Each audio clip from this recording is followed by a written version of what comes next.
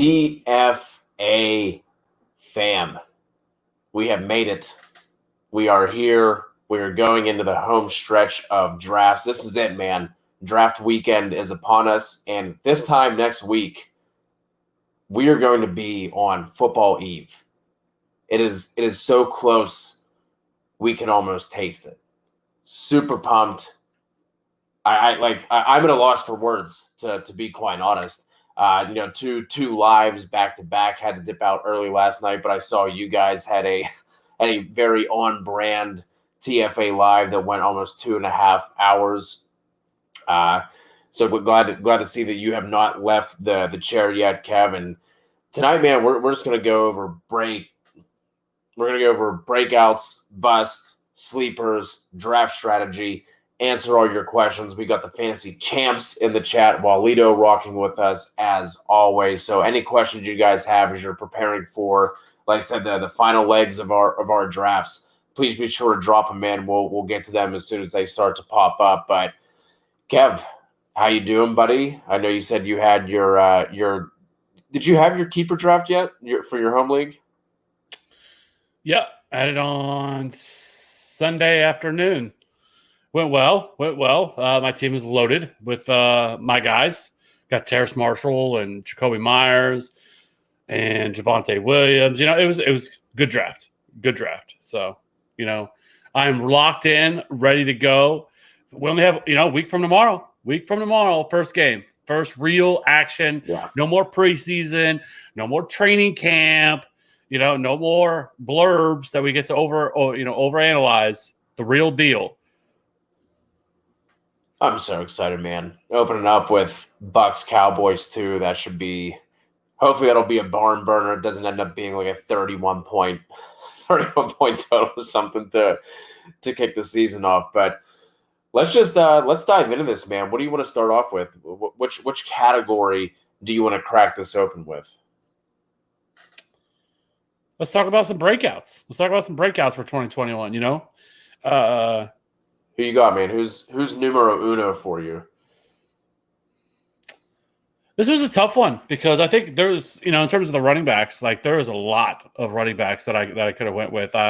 There's quite a few that I like in this range, especially the second-year running backs. But for me, it's on brand. It's Antonio Gibson is certainly number one. I think he can take a leap to top 5 running back. Last year he finished RB11 last year in full point PPR, and I think he can take a leap to top 5. Obviously, J.D. McKissic is still there, and that hinders a little bit of his ceiling a little bit. But I do think he takes on more of a 3-down role, and I think that's just the sky's the limit for him this year. So I love Antonio Gibson for 2021.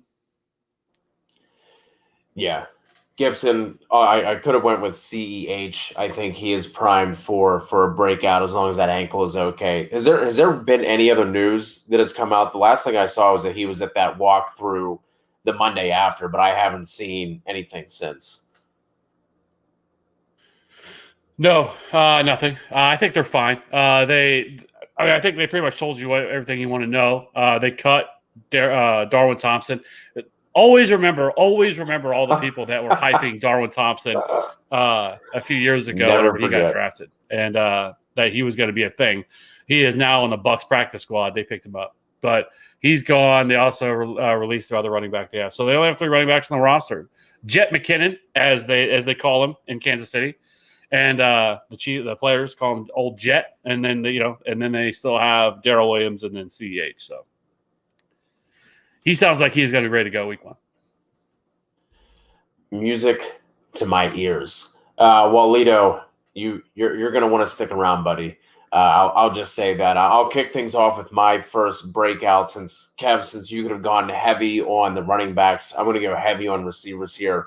And I'm kicking things off with this one, maybe not necessarily a breakout, but he's being treated as if he's just – as if he's garbage and nobody wants him, and that is Jerry Judy. So if we look at the Broncos last year in general, just complete shambles, just a complete dumpster fire. You had Sutton go down. Drew Lock wasn't playing well. They had a quarterback turned wide receiver, go back to quarterback for a game. Like, it was just bad.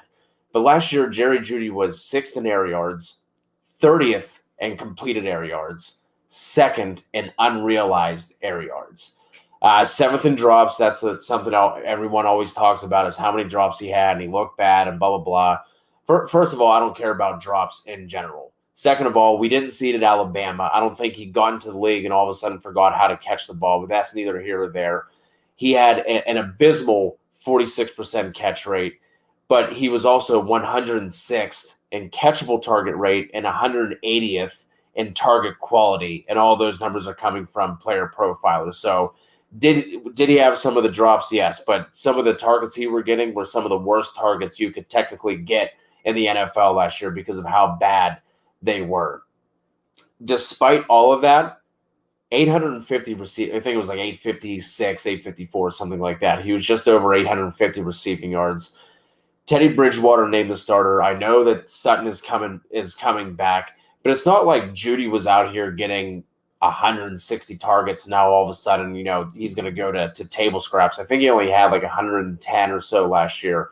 So I think even with Sutton coming back, like, those targets really shouldn't change all that much. I don't think. And I think we see, even if they do come down slightly, the efficiency, the bump in efficiency we could see from Teddy Bridgewater, I think will be enough to start to offset that. So I'm all about Jerry Judy this year. I think he has a big bounce back year, and I think he is headed toward a really rock solid wide receiver 2 finish on the season. I love that. I do think Teddy Bridgewater helps him in terms of efficiency and everything else. So I like Jerry Judy quite a bit, and he's been going in the 7th, 8th round of drafts, and so he's very affordable. He's not somebody that you have to spend heavy draft capital on. So I like getting Jerry Judy, especially at his cost right now. If we're going to talk about a couple wide receivers, let's do that. My first one is going to be Deontay Johnson. Big Deontay Johnson fan here. I think that I know there's some concern is he going to see 140 targets this year? I don't think he'll see quite that many. But I still think he comes in somewhere right around 130. But I do think this offense can be a little bit more efficient than what we saw in the second half of last year. This offense was on a trajectory to be one of the better offenses in the league, and then all of a sudden in the second half they just kind of collapsed. But with Deontay, he hasn't had a 1,000-yard season yet, but I think that he can kind of be in for that Chris Godwin type ascension that Chris Godwin saw in year 3, whenever he was in Tampa Bay. And so with Deontay, last year he had 923 and 7 touchdowns, finished 14.8 fantasy points per game, just 22nd among all wide receivers. So I love Deontay Johnson this year. Again, another guy that's affordable, right around there, that 5th round ADP for Deontay Johnson in PPR formats. I absolutely love him. He was, per Matt Harmon's reception perception that he does, he was top 10 in both success rate versus man and zone coverage last year. So love to see that as well. So he is a good, he's a very good route runner, gets separation. So I love Deontay, and I think he takes another step forward this year in year 3. So year 3, big time breakout coming for him. The other guy I think you'll also, or at least agree with, and that's Brandon Aiyuk. I think he's going to take a big step forward here in year 2 of this offense in San Francisco, whether it's Jimmy Garoppolo or Trey Lance. I think he is primed to really break out. Last year, he had 748 receiving yards and 5 touchdowns. But, he had that stretch last year where he just went off from week 7 to week 15. The guy was just couldn't miss. 17.5, 23.1, 19.7, 20.5, 21.9, and 22.3. And so I absolutely love Brandon Aiyuk this year as well. And he's going similarly in the same range as Deontay Johnson is. And I think he's going to be the wide receiver 1 on this team. Obviously, he's going to be competing with targets with Deebo Samuel and George Kittle. But I think that you see them utilize him all over the field, especially once Trey Lance takes over, because I do think Trey Lance is going to be starting before the end of the year. And so I like Brandon Aiyuk a lot, and I think they can kind of unlock him more as a deep threat as well, because he was utilized a lot last year on short intermediate routes, but I think that had more to do with the quarterback play that they have and just kind of get the ball out of his hands quickly, and so they utilize him there. But I think in terms of, he is a very good deep threat wide receiver, but he only saw 12 deep targets last year, which was 50th among all wide receiver. I think you can see that the number go up to 20 very easily. I don't think that is a hot take to make, and I think you could probably see him get, in a full season. On 12 games last year, he still had 96 targets. I think you could probably see him get up to 110, 120 this year, somewhere right around that range. So I love Brandon Aiyuk. I think he definitely has top 12 upside. Yeah, he was someone who I was way too low on coming in as a rookie last year. I just didn't know how to evaluate him. He was just a guy who I couldn't get a grasp on. And then I remember scoffing whenever the Niners were he was number one wide receiver on our board. I was like, oh my God, yeah, there's the coach speak. But hey, it looks like they were right so far, and they hit on him. And I'm so excited to see once Trey Lance takes over in that offense to see what Aiyuk can do. That's not where I thought you were going with that last one, though. But I am more than happy to talk about him. I thought you were going to talk about Michael Pittman. I'm happy to take the reins on this one. I think with Carson Wentz coming into the fold, and I know the cool thing now is to hate on Carson Wentz and talk about how much he sucks and blah, blah, blah, blah, blah. It's going to be an upgrade over, sidearm Phillip Rivers. No matter what, it seems like he's going to be healthy. Seems like he should be ready for week one, playing behind probably one of the better offensive lines that he's played behind, since he got into the league.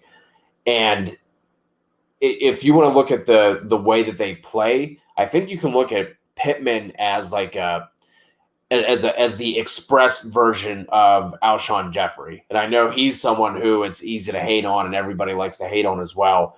But his first year in Philly, 789 yards, 9 touchdowns. Second year, 843 yards and 6 touchdowns. I think they kind of the bigger body kind of guys, except I think Pittman actually has some athleticism behind him. And I don't think it's crazy at all to think that he doubles his targets from last year, only had 60. I think he could easily get into that 120, 110, 120 range. And he is the unquestioned number one wide receiver in this offense. We both oh my God, why am I drawing a blank on his name? Paris Campbell. Jesus. We both like Paris Campbell. He has some injury questions. T.Y. Hilton's been banged up the past couple of years, and that is a thin depth chart behind those guys. So I think Pittman is set up to be the alpha, the unquestioned number one target. You couldn't go a single day without reading some kind of beat writer talking about it. Like I've said this before, but it almost seemed like they got bored talking about him. It was kind of just oh, yep, another good day for Pittman, a couple more end zone targets, a couple more, touchdown catches, that sort of thing. So I think he is absolutely primed for a breakout season. I love getting him where he's going. I mean, you're talking close to double-digit rounds. His ADP has started to come up a little bit more, but I mean, you're still able to get a number one wide receiver for a team, whether or not you feel as strongly as I do. The number one target for a team in the 8th, 9th, 10th round in some cases. So I'm all about that. And the last one I do want to mention really quickly, another wide receiver, another year two guy, Leviska Chanel. He's kind of been a mainstream pick, but I think it's for good reason, right?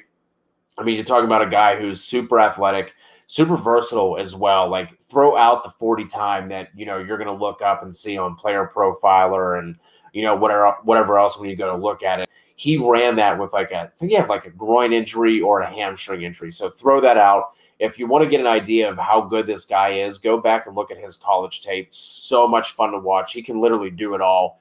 And now, especially with ETN, with the season-ending injury that he has, I don't want to already put trust in Urban Meyer because he has given us no reason to give him trust yet. But if Urban Meyer does the right thing and he uses him as a souped-up Percy Harvin, Curtis Samuel, that type of player that Urban Meyer had in college, I think he could smash this year. Again, another dumpster fire of a situation last year. You talk about him, I think he put up 600 yards or something like that. And that was with the holy trinity of quarterback play with Gardner Minshew, Mike Glennon, and Jake Luton. And one thing I found interesting was that Leviska Chanel was 28th last year in fantasy points per target, which it's not a great mark, but considering what he was dealing with in Jacksonville, I thought that was pretty interesting and another feather in his cap. So I'm all about Viska this year as well. I completely agree. 100% agree. Love him as well. Two more guys I want to talk about would be, first is a running back that has been consistently disrespected this offseason, has been consistently available, sometimes in the fourth, and even at sometimes in the fifth round. And he is heading into his third year, and I think it is time that we stop disrespecting Miles Sanders. Okay? Like, the guy consistently is always undervalued, and I get it last year. He wasn't fantastic, but it had more to do with the fact of just the dumpster fire situation that was the Eagles last year. And, he started off pretty good. I mean, before he got hurt, but the 20.1, 14.7, 9.6 against San Francisco, but then he had 23.9, 12.2, 13.5. And then, when he got hurt, but then he came back and it was real bad. And then all of a sudden, once Jalen Hurts came into the offense, 29.6 against New Orleans, 10 and 18.4 against Dallas, right? Like, I think that this guy is being undervalued. And the fact that people have been able to get him in the fourth round, I think tells me that people are just disrespecting him. And, like, it's one of those situations. Oh, they draft Kenny Gainwell. Everyone's like, oh, my God, Miles Sanders is dead because they drafted Kenny fucking Gainwell. Okay, Miles Sanders is going to get his in the pass catching work. He had over 50 targets last year in just 12 games. He's going to get the opportunity as well as a, on the early down work as well. The only question mark you could have possibly about him is the goal line work. He only had 3 goal line carries last year, and that is not necessarily what you want to see. But he still played 76% of the snaps last year. 52 targets, was 16th among all wide receivers, and again, only in 12 games. And, and so for me, I think Miles Sanders is going to, I think he finishes somewhere in the range of 13 to 1,400 total yards. And I think he can threaten double-digit touchdowns, 8 to 10 touchdowns, somewhere right around there, which is an absolute steal at his ADP because everybody's taking him at RB 19, RB 20, 21, 22, 23, somewhere right around there. I love, and especially, as we've seen with running quarterbacks, that you tend to see running backs, really be the beneficiary of that because it opens up all the running lanes for the running back because now you have to respect that quarterback, doing the RPOs and everything else. You can't just stack the box on your typical running downs and try to stop the run because now as soon as you do that, the quarterback takes off. And so that's just going to open things up as well for him. Yeah, I agree. Ashton's joining us. He threw this into the conversation while you were talking about his targets, just saying that Russian quarterbacks don't dump it off to running backs. My thought on that is just with where he's going, he's basically being treated as if he's not going to get any targets. I do think his target ceiling is potentially capped, but I still think he probably gets 30 to 40 targets, which again, where he's being drafted, but that's completely fine. But so there's no really precedence for that either. I mean, if you're going to use Lamar Jackson, okay, if that's okay. But I can also say, okay, well let's talk about Kyler Murray, who is, and look at all the targets that Chase Edmonds got. I mean, Chase Edmonds was the top 15 running back last year, based solely on what he did as a pass catcher. Even Kenyon Drake got work as a pass catcher. So I wouldn't say that. I don't really think that's true. I think every quarterback's different, and the offense that they're in is different. Even Miles Sanders last year with Jalen Hurts. I mean, he saw 5 targets in week 14, and he saw 6 targets in week 16. He's not going to be, McCaffrey. McCaffrey or Austin Eckler, where he's going to get you, 100 targets. It's not going to happen. But I do think saying that he can get to 70 to 80, I think that's fair. He was already at 52 last year in 12 games. But in 6 more games, he probably finished somewhere. He probably would have finished, 60, 65? And so that's not really that big of a leap for him to get there. I think this offense is going to be better. The offensive line is going to be significantly better. Right now, we don't really have any big injuries on that offensive line right now, which is a positive. Last year, look at all the guys that they already had out by this time last year. And so I do think this offense is going to be better than what it was. So I like Miles Sanders and getting him where he's currently going. I think people are going to look back on him like, okay, we were a little bit too low on Miles Sanders. Yeah, like I said, I'm not. I can't get there with the target just because bringing in Devonta Smith, having Ertz healthy, having Goddard healthy, Quez Watkins apparently coming into the fold. I think that is going to lower his target ceiling. And like apparently they're using Boston Scott a bunch, and they like Kenny Gainwell as well. So I don't see that rosy picture for the targets. But again, at his price, like 40 targets, and he pays that off, and he's going to be undoubtedly the guy who's going to handle 70% of the carries at least. And again, at RB 19, 18, wherever he's going, it really doesn't matter. And like Walito chimed in here, you're kind of drafting him at his floor. And I certainly agree with that. So I do like that call as well. So we had some breakouts. Let's get a little negative. Why don't we? Let's hit on some of these busts. Who do you got up here first, Kev? Hit us with your first bust. Someone you're avoiding in 2021.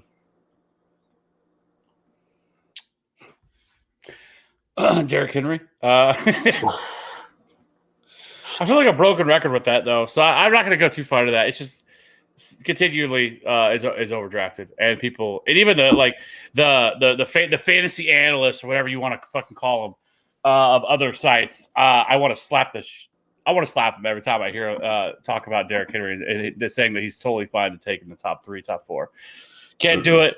Won't do it. I've explained it a million times on this channel, and so I don't think I need to go on a long rant on that. He is definitely at his ADP. I think he is going to not pay that off. He's the one I had. I knew we were both going to be talking about him as well. He has to start this list off, and we're like, let's also get this out of the way. We aren't saying that Derrick Henry is going to all of a sudden go to a 900-yard rusher. Like, he's still going to put up production. He's still going to be a solid running back. Like, he's still going to get – he could even get 1,600 rushing yards. Another 14, 15 touchdown season. And he is not going to pay off his RB3 price.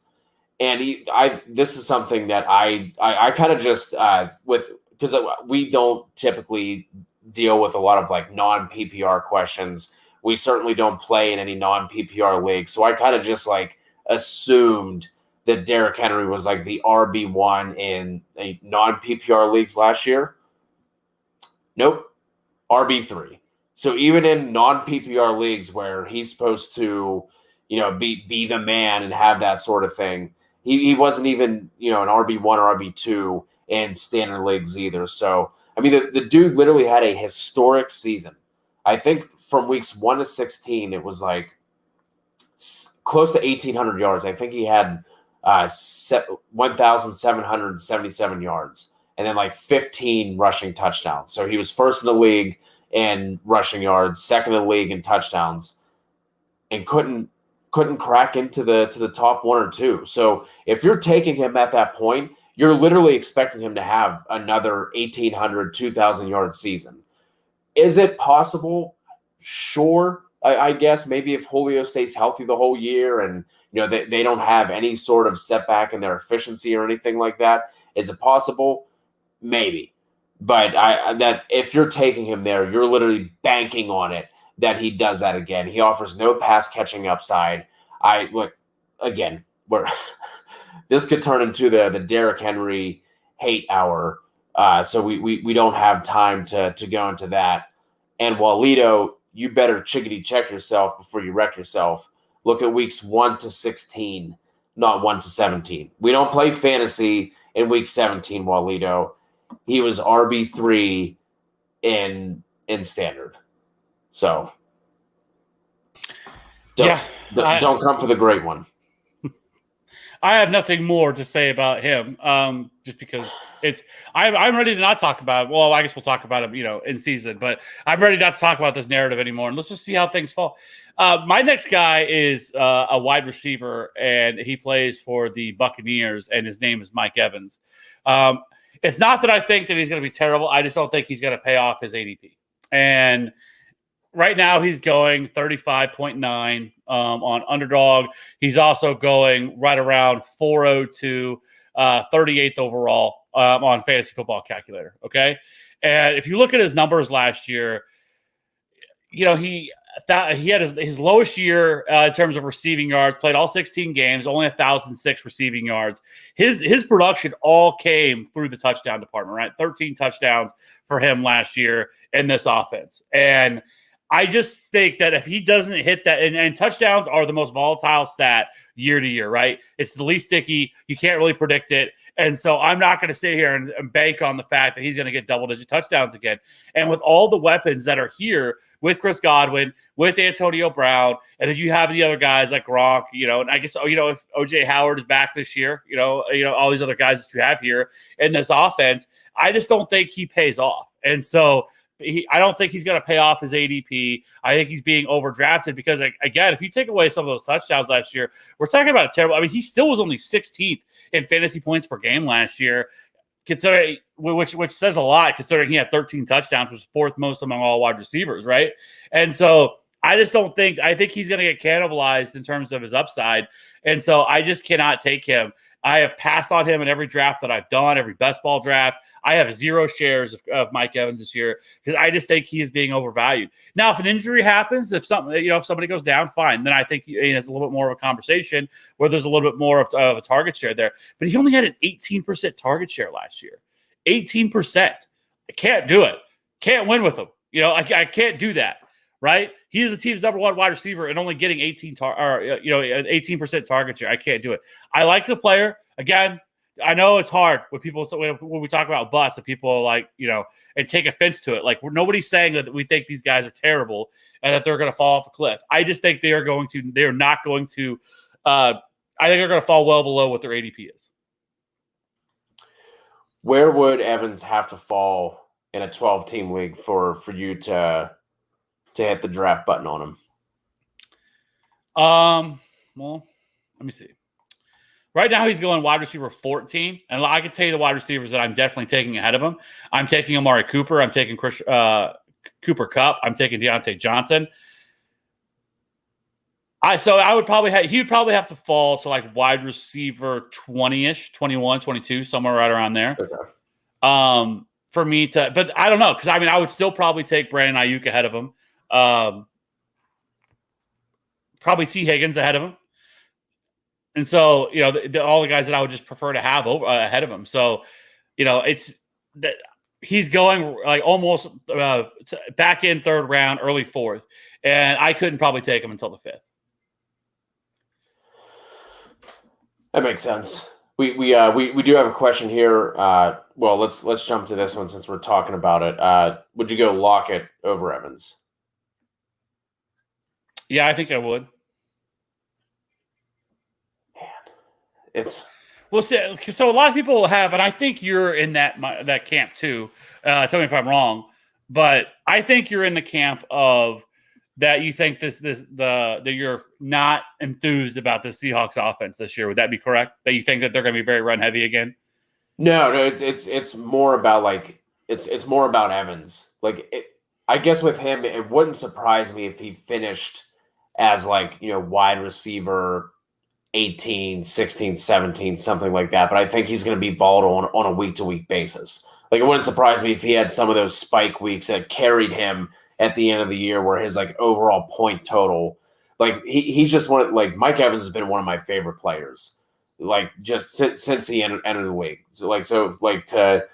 To take some of these other guys over him, it pains me to do. That was more about Evans than it was. I have come around onto the Seahawks offense with hearing about them being up tempo and wanting to spread the field out and that sort of thing. So I'm full circling back on the Seahawks. I'm still keeping DK where I have him, but I've brought Lockett back up.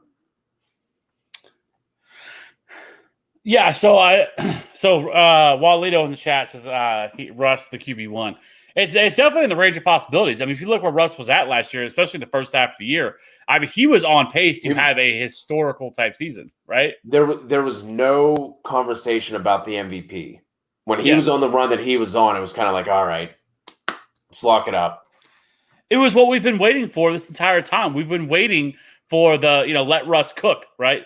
For all these years, we've been waiting for it. It happened in the first 8 games of the season, and then it just sort of collapsed. Well, Brian Schottenheimer's a terrible coach, terrible offense coordinator. So happy that he's gone, right? And so I like the Seahawks, and they've been undervalued. I mean, Russell typically goes behind guys like Lamar Jackson and Dak, and all those range like Justin Herbert, even a lot of times goes ahead of them.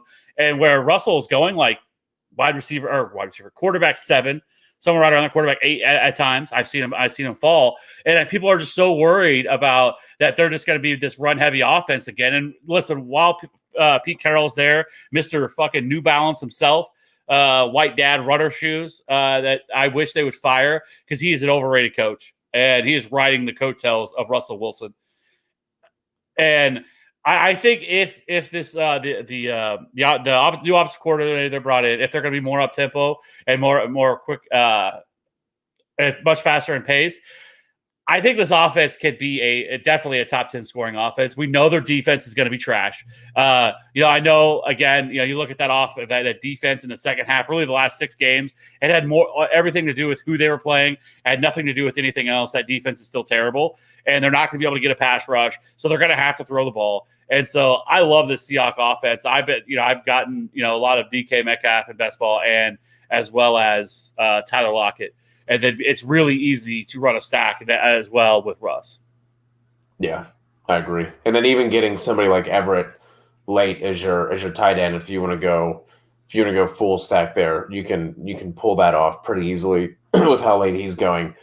Do you have a question here from Colin I want to get to? Are you taking, and he's talking about Manny Sanders late in a 12-team half PPR? I am not. You know me. I am very much. I am shooting in the later rounds. All I want is ceiling. I don't give a shit about a player's floor when I'm drafting 10th, 11th, 12th, and we'll get there when we get to the sleepers. But those are the guys that I'm looking for. I'm looking for the home runs. I'm not looking for a single. I'm not looking for a guy who can get me 10 fantasy points. On most weeks. 8 to 10 fantasy points. I don't care about it. I don't want it. I'm not looking for it. So I have no interest in Manny Sanders whatsoever. I was much more interested in Sanders when I thought that there was a real chance that Cole Beasley was not going to be on this team. I think it's just like Beasley had himself a really nice season last year, and it kind of seems like everyone is just like glossing over that. So I think if he were out of the picture, I'd be much more interested. I think it's going to be, Diggs, Beasley, and then it's going to be a rotation of Manny and Gabe Davis. I think both those guys, unless obviously Manny gets hurt or something like that, I think those two kind of just like rotate out. And I don't think we're going to be able to bank on Manny Sanders targets, on a week-to-week basis. I do think he's, for best ball, I think he's maybe fine as kind of like your last pick or something, so you can get some of that variance on a week-to-week basis. But I don't think you're ever going to feel comfortable clicking that box next to his name whenever you go to submit your lineup. No, I completely agree. I completely agree. I don't. I just can't do it. And to the point of some of this that are in here that have said that he's not consistent. Last year, I will completely agree. Tyler Lockett was not consistent at all. Like, it was 17.2, 19.7, 37 through the first 3 weeks. And then it was 5.9, 8.4, 53, 7.3, 8, 11.6, 21.7. And then he was kind of dead in the second half. He did come down with an injury over the second half of the year, which kind of limited him and everything else. But if you go back to the year before, 2019, he was far more consistent. 11.4, 17.9, 32, 9, 14.3, 12.8, 16, 16, 40. Had a couple duds in there, then 26, 17. So, but also, that's also the reason you draft Tyler Lockett, is because those 40s that he drops on your head, that 40 and that 32-point weeks that he gives you, he wins you that week, right? Like, do you want a wide receiver that can get you 40 or 50 fantasy points and absolutely carry your team and get you that win that week? Or do you want a guy who's just going to get you 12 points a week? I think it's. I mean, we're still playing this on a week-to-week basis, right? I don't really care so much about the long term all over the course of the season. I care about on a week-to-week basis because we're trying to win that week. Now, if he only gets you, let's say, a 40 and a 30, but then the rest of the year it's all 8s, then I can see the argument with it, right? Because then, like, when are you really going to start him? You're not going to know when. But he has a much higher ceiling than that, and I think a much higher floor. But the point is, I want the guy who can give me these massive spike weeks too, because that is going to win you those weeks. He can win you 2, 3, 4 weeks by himself. Yeah, and the last thing, and then we'll move on from Lockett. The targets were almost always there as well, so it's not like his production fell off because the targets weren't there. I mean, he finished the year with 132 targets. He did have the crazy 13, 20, and then 14 to end the season. But even in between there, 5, 7, 9, 9, 4, 9, 5, 7, like, so the targets and the opportunities were still there. He just wasn't getting there in terms of production. And then we also have to remember DK Metcalf also fell off the face of the earth, not to the same extent, but I think over the last half of the year, he was like wide receiver 22, where he was wide receiver, 1, 2, 3 or something in the first half of the year. So I like I said, I'm coming around full circle. I've brought Lockett up a lot higher than where I had him initially to start the season with our ranks. And if you can get him as your, what Mark is saying here, if you can get Lockett as your wide receiver 3, sign me up. All about that. Because then as your wide receiver 3, you can deal more with, maybe some of the valleys that come in between those peaks. So I'm completely fine with that. With his ADP, I think a lot of people are still scared off from what happened last year. So Walito, I'm glad you have stayed around. After talking about Derrick Henry, my next bust, Deandre Swift. I'm saying it, and again, this isn't, he's not going to produce it all, but with where he is going in the mid to late third, with the groin injury that has basically kept him out of camp the entire camp. I know they started to ramp up his involvement, but now they're talking about they don't know if he's going to be out there week 1. And then the head coach said even if he is out there, not sure how much he's going to be involved. Then you're adding to the fact they've already talked about Jamal Williams. He's going to be involved. They're going to use a committee. And now you're talking about how many red zone opportunities is this team going to see? Like, if he's not at full health, there's literally no reason, because the Lions aren't going to be good. There's no reason for the Lions to come out and to be pushing him into touches that he doesn't need to further injure him more. Like, he's a really good foundational piece for the future. There's no reason to go out there and worry about injuring him further, getting him on IR for the rest of the year. And the fact that this groin injury has lingered as long as it has, like the first week of camp, you're like, okay, whatever. Keep him healthy. He doesn't need to be in there. Second week is in the third week. Now I'm starting to get worried. Jamal Williams is more than capable of shouldering that load. So he's someone who I just cannot take at his ADP the same way with Derrick Henry. If he falls another round to like the end of the fourth, cool. Like that's fine. You're taking him around. You know what I mean? Guys like potentially Devonta Williams, James Robinson at that point, like that. Like I'll take the risks there. But at the end of the third, especially with some of the wide receivers that are going at that point, there's no chance I'd take Swift over some of those wide receivers.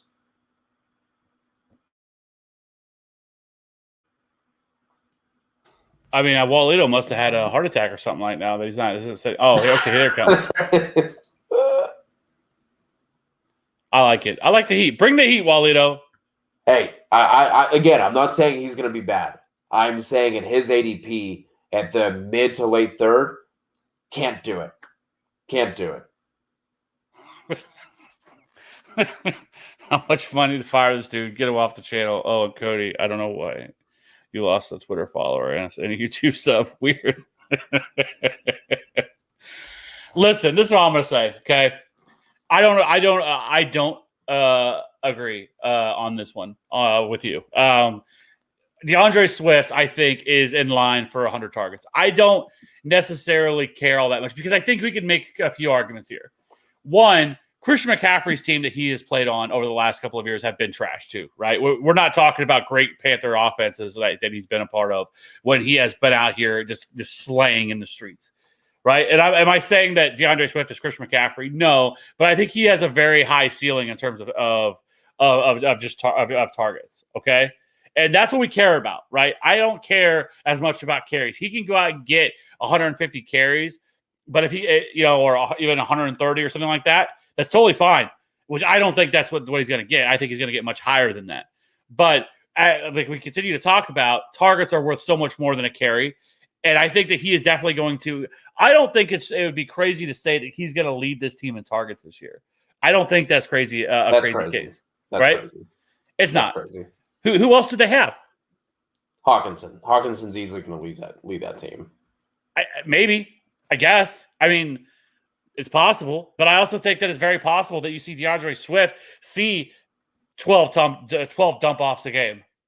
It's definitely the range of possible. We're talking about him with Jared Goff, and so whether he does or not, it probably will be Hawkinson, but I don't think it's out of the range of possibility for him to lead this team in targets this year.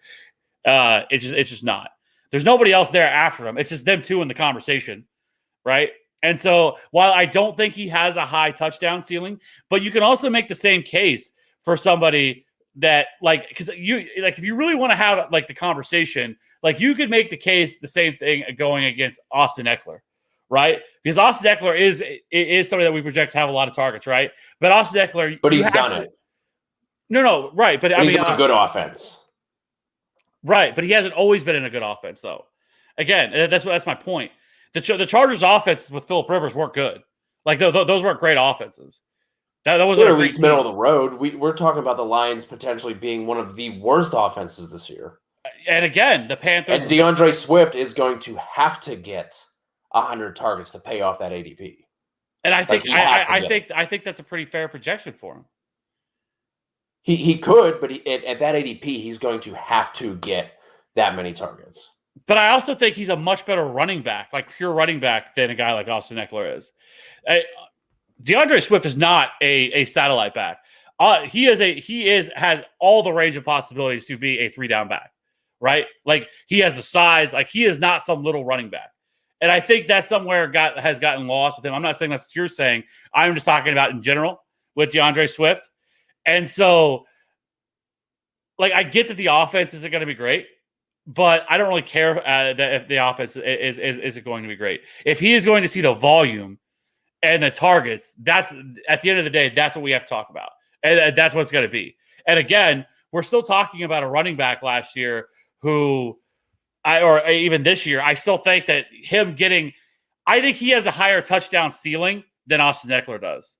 Because Austin Eckler has never scored touchdowns. Austin Eckler has never gotten goal line carries. And for him this year, it's all hope. It's, I think he can, or I think they might, right? But there's absolutely zero evidence to support that they're going to do it. It's all a hope, right? Now, I still like Austin Eckler. I'm not trying to take it, but what my point is that DeAndre Swift, it's going to be really hard for him to bust outside of injury.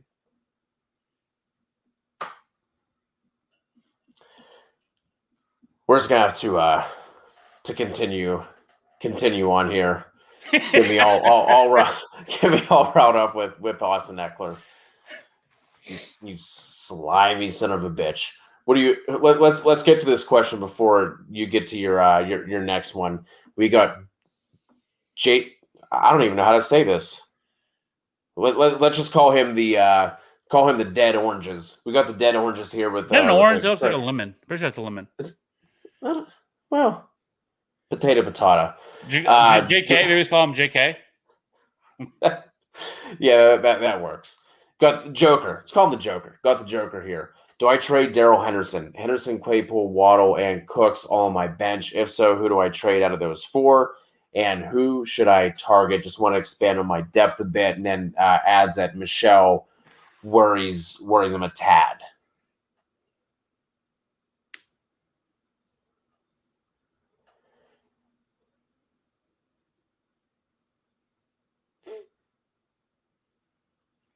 I mean, I think you have great depth. If you have Claypool on your bench, that tells me that your starters are strong.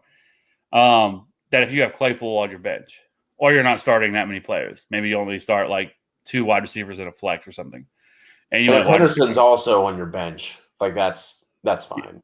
Yeah. I think Henderson is fine. Is if he's your like bench RB3, RB4. Let us know what the rest of your team looks like, JK.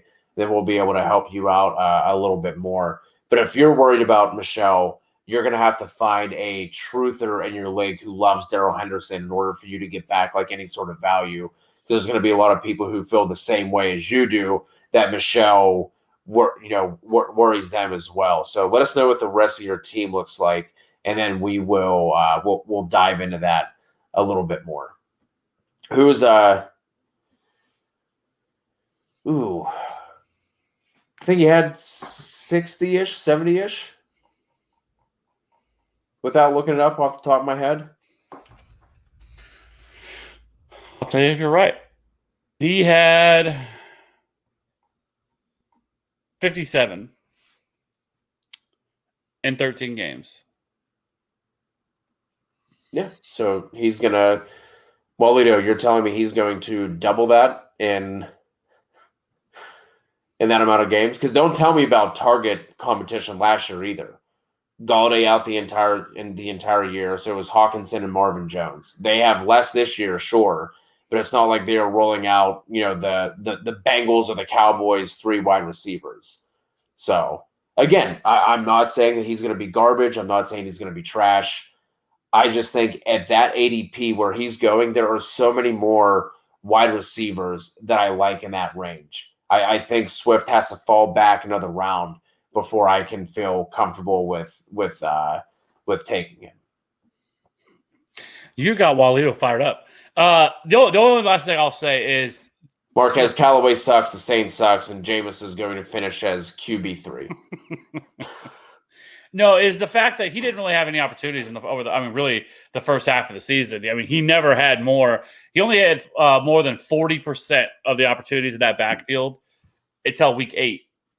So, like, he was never really utilized. He was very rarely on the field. Because I remember cussing out that. It was awful. Yeah, sure. The fact that they were not utilizing him, the fact that they were utilizing him more in that offense, and so I do think just looking at the raw target numbers, I don't think is a fair argument. But I mean, he still saw. I mean, he ran a lot of routes, and he still saw a decent amount of targets every single week. So, anyways, I guess let's move on. Okay, we've talked enough about Deandre Swift for one show. Here from JK has Mahomes. I'm assuming that's Dalvin, Chris Carson, Ridley, AJ Brown, Logan Thomas, Gus Edwards, and again looking to trade one of these four bench pieces. I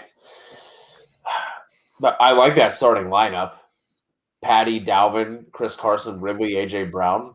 I like that. Got Gus Edwards in there with your flex.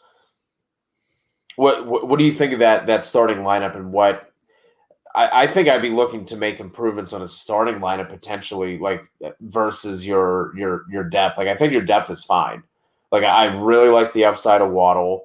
Cooks, if he can get even like okay quarterback play, he looks like he's going to be the only show in town. What are your I guess your overall thoughts here with JK's team? I don't think you really need to do a whole lot, but I would also say, like, because I guess he also said he has Madison, Jonnu also on the bench. Like, if you're looking for more depth, I would say you could drop Jonnu if you wanted to. You already have Logan Thomas, and if you're only starting one tight end, there's really no reason to carry 2. If you want to trade Jonnu to somebody that maybe doesn't have him, that's fine. Or doesn't really have a great tight end, you could try to do something like that and make an improvement. And I also am not a huge fan of rostering your own players handcuff, right? You're just betting against yourself, because I'm gonna be here to tell you that if Dalvin Cook goes down and Alexander Madison is the one that starts, he's not going to provide anything or anywhere close to the upside or the production that Dalvin Cook has. And we've seen it whenever he's gotten hurt, because Dalvin Cook gets hurt every year. They almost go into a full-on committee whenever this happens. And so Alexander Madison is not going to be a workhorse, whatever goes down. And so that's why, like, I have not really touted one bit at all this year, Alexander Madison. I've not talked about him. I don't think we've ever talked about him because he's not the guy that everybody wants him to be. Right. Like he's been kind of that high handcuff the last couple of years that people have kind of talked about, but we've seen enough now when the situation arises. He's just not really worth the pick. I don't mind rostering him, in drafts, but I don't want to hold my own handcuff. It's just, it doesn't, you're betting against yourself essentially is all you're doing. And again, the guy you're going to get is not going to help you. It's not going to be enough. And the only players that I would say that it would be Tony Pollard and AJ Dillon. I think those are the two guys. If something happens to Aaron Jones and if something happens to Zeke, those would be the two guys that I would be like, okay, those guys probably step in and have top 10 upside, top 12 upside if something were to happen. If week 1, Ezekiel Elliott tears his ACL and Tony Pollard saw the rest of the year, I think he has true RB1 upside for the rest of the year. And I think you can say the same thing about AJ Dillon because he's in that Green Bay offense with Aaron Rodgers and everything else. And so the only question you would have with AJ Dillon would be the fact that how much pass catching work is he going to get, and then maybe your boy Kylan Hill, maybe he gets some opportunity, but those would be the two guys. He's impressed, man. Don't snicker. Don't scoff. It wasn't that at all. But those are the two guys for me that, like, if something happens, you can automatically guarantee this guy's going to step right in and they're going to have great production. Alexander Madison doesn't have that. And so that's why if you want to drop somebody, that's what I would drop. I would drop Alexander Madison. Who else is out there, running backs that I would look? And I guess we'll talk about a couple when we get to the sleepers portion. But for me, that's what I would do. Yeah, because then I'm not sure if you mentioned that, but the last thing I'll say about like the handcuffing theory, you're also holding up a roster spot all year. Like if you drafted this guy, you're never going to be like, okay, well, I guess I'll drop Madison this week and then I'll pick him back up. Like you're going to keep holding on to him because you're afraid of Dalvin Cook getting injured. So you're never going to drop him. So he's going to clog up a roster spot the entire year. So I would also drop Madison. And apparently they really like the rookie they brought in, Kene Nwangu, who has some juice as well. So I think, like you said, it's going to be a committee approach after if he were to go down. Ron, yes, we are all about Elijah Moore here on the Fantasy Authority channel. Seems like he's healthy. Seems like he's going to be ready for week 1. So we are all about Elijah Moore, especially where you can get him. And if you can get him in a dynasty league, we really like that as well. Crazy Pro Monkey. That might be one of the best avatars that I've seen here from doing this for the past 2 years. Gus the Bus for Mecole and a first. I'm kind of disregarding this is how I would do it. If you are rebuilding, I'm looking at that as you're getting a first for Gus, and I would absolutely do that. If you are a contender and you're trying to ship off Mecole and a first for Gus, like as much as I love Gus, I don't know if I could part with a first for Gus. I really, so for instance, I literally just made a trade for Gus yesterday, I think, and I sent Myles Gaskin in the third to get Gus. Like that is way more in the realm of what you should be looking for versus sending a first with any player. Like I said, Mecole, he's a nice upside piece, I guess, if he can finally, start running the right routes and not being, not having Patty jump in his ass every other play. But if you're trading away Gus and you don't need him this year and you're getting any kind of first and you're not a contender, I would absolutely do that. Speaking of Mecole Hardman, I keep every time people talk about him like that. Do you remember that when Peyton Manning was playing and Donald Brown didn't pick up the block, and they made a commercial out of it too, where he's like, "God damn it, Donald!" Like I'm just waiting for a time that Pat Mahomes is mic'd up, and you're just gonna hear it, "God damn it, Mecole," because like he does it all the time. I mean, he yells at him like just always yell at him like you didn't finish your route, you didn't run the right route. So yeah, Mecole Hardman, I just can't. Yeah, Colin, I agree as well. I really like Gus this year. if you can get him on the cheap in Dynasty, and if you were able to get him at his price before Dobbins went down, kudos to you. I guess it's something we could talk about just real quick since we're talking about Gus. Where would you be drafting him right now, Kev? Just like round-wise. Like, where would you be comfortable drafting Gus? Fourth, early fourth, probably. Right around the Mike Davis realm. Right now he's going 509. I still think it's high. I still think his ADP is higher than that. For a lot of people that are drafting right now, I just don't think it's all fully caught up. Can we talk about, though, really quickly, because there's been some talk about it, and it's just something the more and more I think about. Like, there's still a part of me that think Myles Gaskin is kind of being very undervalued, right? I think he very well can be somebody I talked about as a sleeper. I know there was the early conversation where people were really nervous about some stuff that Brian Flores said, right, about his role and that they're going to kind of want to use everybody a little bit here. But Myles Gaskin was really, really productive last year. I mean, and every time that when he was healthy, he was the guy. And they didn't have anybody. And they still have nobody this year. We're talking about Malcolm Brown. Like, we end up doing this every year with players where we're like, this other guy that's never been productive, that's never been relevant, is all of a sudden going to come in and just knock Myles Gaskin off. And I get it. Myles Gaskin was a 7th round pick. So it's not like Myles Gaskin was some like early round pick, in the draft and anything like that. I get that. But the fact that Myles Gaskin is going, his ADP right now is at 410. He's going right around Javonte Williams, Kareem Hunt, Damian Harris range, right? That's where he's going. And in terms of PPR formats, like, I think that Myles Gaskin has the hate for him has kind of gone a little bit too far. I mean, he was 10th last year in fantasy points per game among all running backs, 47 targets last year, but he only played. I mean, we're talking about a running back that only played in 10 games last year, right? He did suffer an injury, but when he came back, and even crazy, he had 42 red zone touches last year in 10 games, and that was 13th among all running backs. He was 10th in fantasy points per game, 47 targets in only 10 games. And so for me, like, I think that he's being a little bit undervalued. He was 16th in evaded tackles, 7th in yards created per touch. Like, incredibly efficient. I just think that for him, I think people have gone a little bit too far based off a couple of comments by Brian Flores. I think he's still going to be the early down back. I think he will lose some touches to Malcolm Brown. I think Malcolm Brown will probably handle some of the goal line work, some of the short yardage work, right? But I still think Myles Gaskin is going to be the man in this offense, and an offense that we think is going to take a big step forward this year.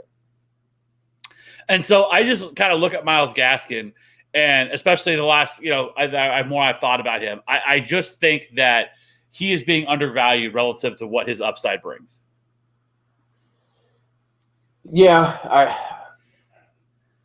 if obviously we're not going to know till the end of the year anyway, but I just don't know if he ends up being locked in the way that he was last year. Like, I think if he starts to lose some of that work, even if it's just like sprinkled in here and there, because Savon Ahmed stepped in and produced pretty well himself.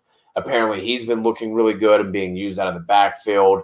And I think both of those backs are sub 200 pounds. So it wouldn't surprise me if, Malcolm Brown is, the Jordan Howard, the way they were using him last year before they released Jordan Howard, with kind of just like that goal line plunger, that Matt Asiata kind of role. So like I think he could be one of these guys that we look back on and we're like, okay, like we pushed him down too far too quick.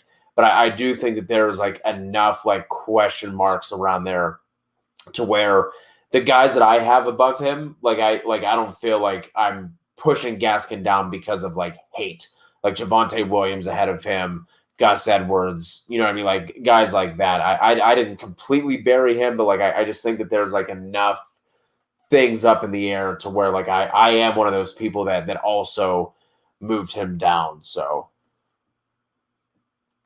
well, and that the chat brings up somebody, they talk about Josh Jacobs, right? Have we talked at all? Like, I was thinking about this when I saw it. I was like, I don't think we have talked at all. Like, not a second airwave of the airwaves of Josh Jacobs, right? Not one. Nope. No takes, no videos, no mention of Josh Jacobs on the TFA airwaves this offseason, right? And I think it's for good reason because Josh Jacobs has become, in my opinion, he's like Jeremy Hill when he's with the Bengals, right? Jeremy Hill had RB1 seasons too. If you go back and look at Jeremy Hill's production, he had RB1 seasons. And he was a guy who his rookie year produced and then just kind of faded off into nothingness, right? Once he finally got cut, he got hurt, when he went to the Patriots. It's kind of like Josh Jacobs. Like, I don't understand what the Raiders are doing with Josh Jacobs. And there's no denying that Kenyon Drake being there is a big problem. Because they brought in Kenyon Drake, and said that they're going to use him as a pass catcher, which I don't even know if I believe that, because all last offseason it was from Gruden and and Mike Mayock was, we're going to utilize Josh Jacobs as a pass catcher. We're going to utilize him more as a pass catcher. This guy's going to be great this year, man. And all this typical John Gruden stuff, right? Well, it didn't happen, and now they bring in Kenyon Drake, who. We talk about like other running backs that are there, and like Kenyon Drake, in terms of just like one for one, like is Josh Jacobs better than Kenyon Drake? I don't even know. Like if he is, it's not like significantly higher. And so like that really worries me. I just cannot mess with Josh Jacobs unless he were to fall to a point where I just couldn't pass on him. Not only that offensive line has just been decimated as well. That went from being like one of their strong points on that team to now like just like filled with a bunch of question marks. And then you add in Drake, and apparently they were not just as a pass catcher, but apparently they're putting Drake out wide in the slot and shit like that and moving him around and all that stuff. So maybe this is just something where the same thing happens with the talk that we were getting last year, and I bought into it. I was like, all right, Gruden is absolutely hard-headed enough. They felt like he was snubbed for Rookie of the Year. They're going to show the league. I bought into it. I was like, all right, I'm here for it. And it didn't end up coming to fruition. So I am also out on Jacobs. He's someone else I can't mess with either. Let's get the Blue Cruise question, and then we'll Kev, do you have any more busts left? No, I think we can move on to the sleepers. I'll just throw this out real quick. Then we'll hit Blue Cruise question and then go to sleepers. But my last one's just going to be Kenny Golladay.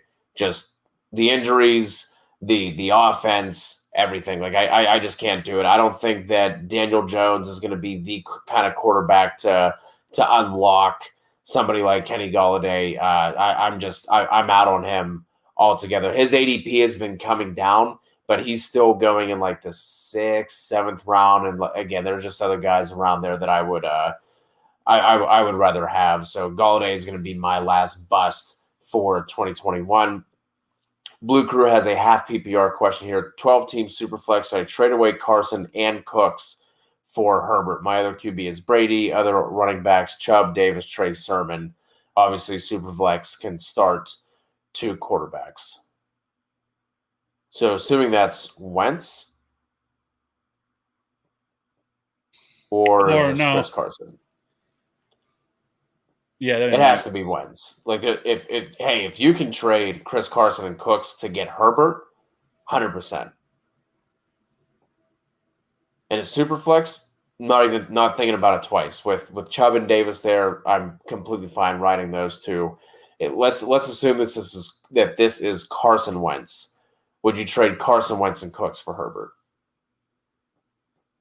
Absolutely, but I can't imagine that's the trade.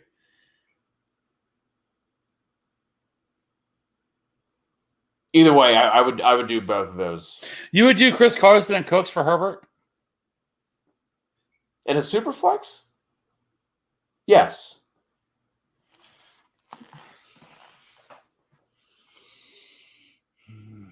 I don't know. So here's my hesitance.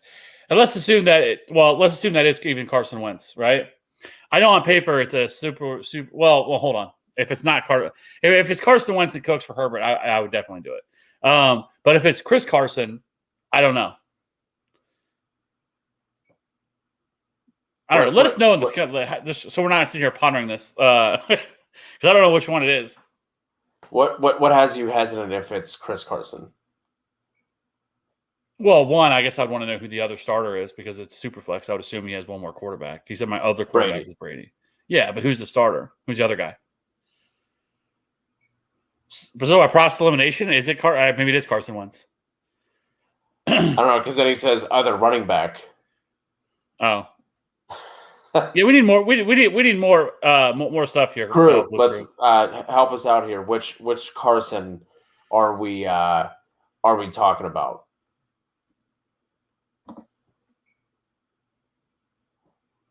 As a bust, I don't think so, just because of where he's going. Like, I think people at this point are kind of expecting that. He's going RB29, right? So him and Sermon are both 29 and 30 right now. 603 and 608 are their ADP right now. Am I drafting Raheem Mostert? Absolutely not. It is Chris Carson. Okay. So who's your other quarterback? Yeah, on Mostert, I think the only way that he quote unquote busts is if he just gets injured, or if somehow Shanahan does something that he hasn't done for who knows how long, and Carlos just Hyde. Rolls with Sermon. Carlos Hyde, you know what I mean? One. So yeah. Unless he just all of a sudden decides to just ride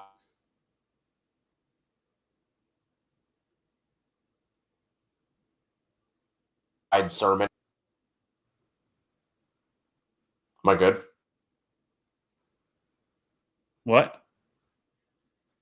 My back and started to for a second. Like that road wheel. So I don't think he necessarily busts, especially at his price. I think that is not really in the realm of possibility. Would you flex him early in the season? Have you had other options? Mark chiming in, hell yes, he's got the Lions week 1. That is a very fair, very strong point. Let us know what your other flex worthy options are there, Colin. But now let's go back to Blue Crew. So this is Chris Carson. I still need to know who his other quarterback is. Like why? Like who's the other quarterback? I need to know the whole picture here, okay? Because I don't think this is enough information to make this call. Would you flex Mostert over Hunt? Just based on matchup, I think I would. I don't know, because the argument for Kareem Hunt in week 1 would be that they're playing Kansas City, and so that they're going to have to score a lot of points. And so that's the other tough one, where you could see San Francisco getting up quickly and just kind of, you know what I mean? Yeah. And so where the Browns are going to be forced to throw the ball, they're going to be forced to play more high tempo, where you're going to see Kareem Hunt get more opportunities as a pass catcher. So I don't know. I don't think it's as quick, cut, and dry just because they're playing the Lions. Because I do think Trey Sermon gets opportunities, and I wouldn't be surprised if somebody like Wayne Gallman gets opportunities, as well. Like I think he's cut. Was he cut? I did not. I don't know if I saw that one. He made a bet. I haven't looked at that part. But regardless, was that a cat tail? Don't worry about it.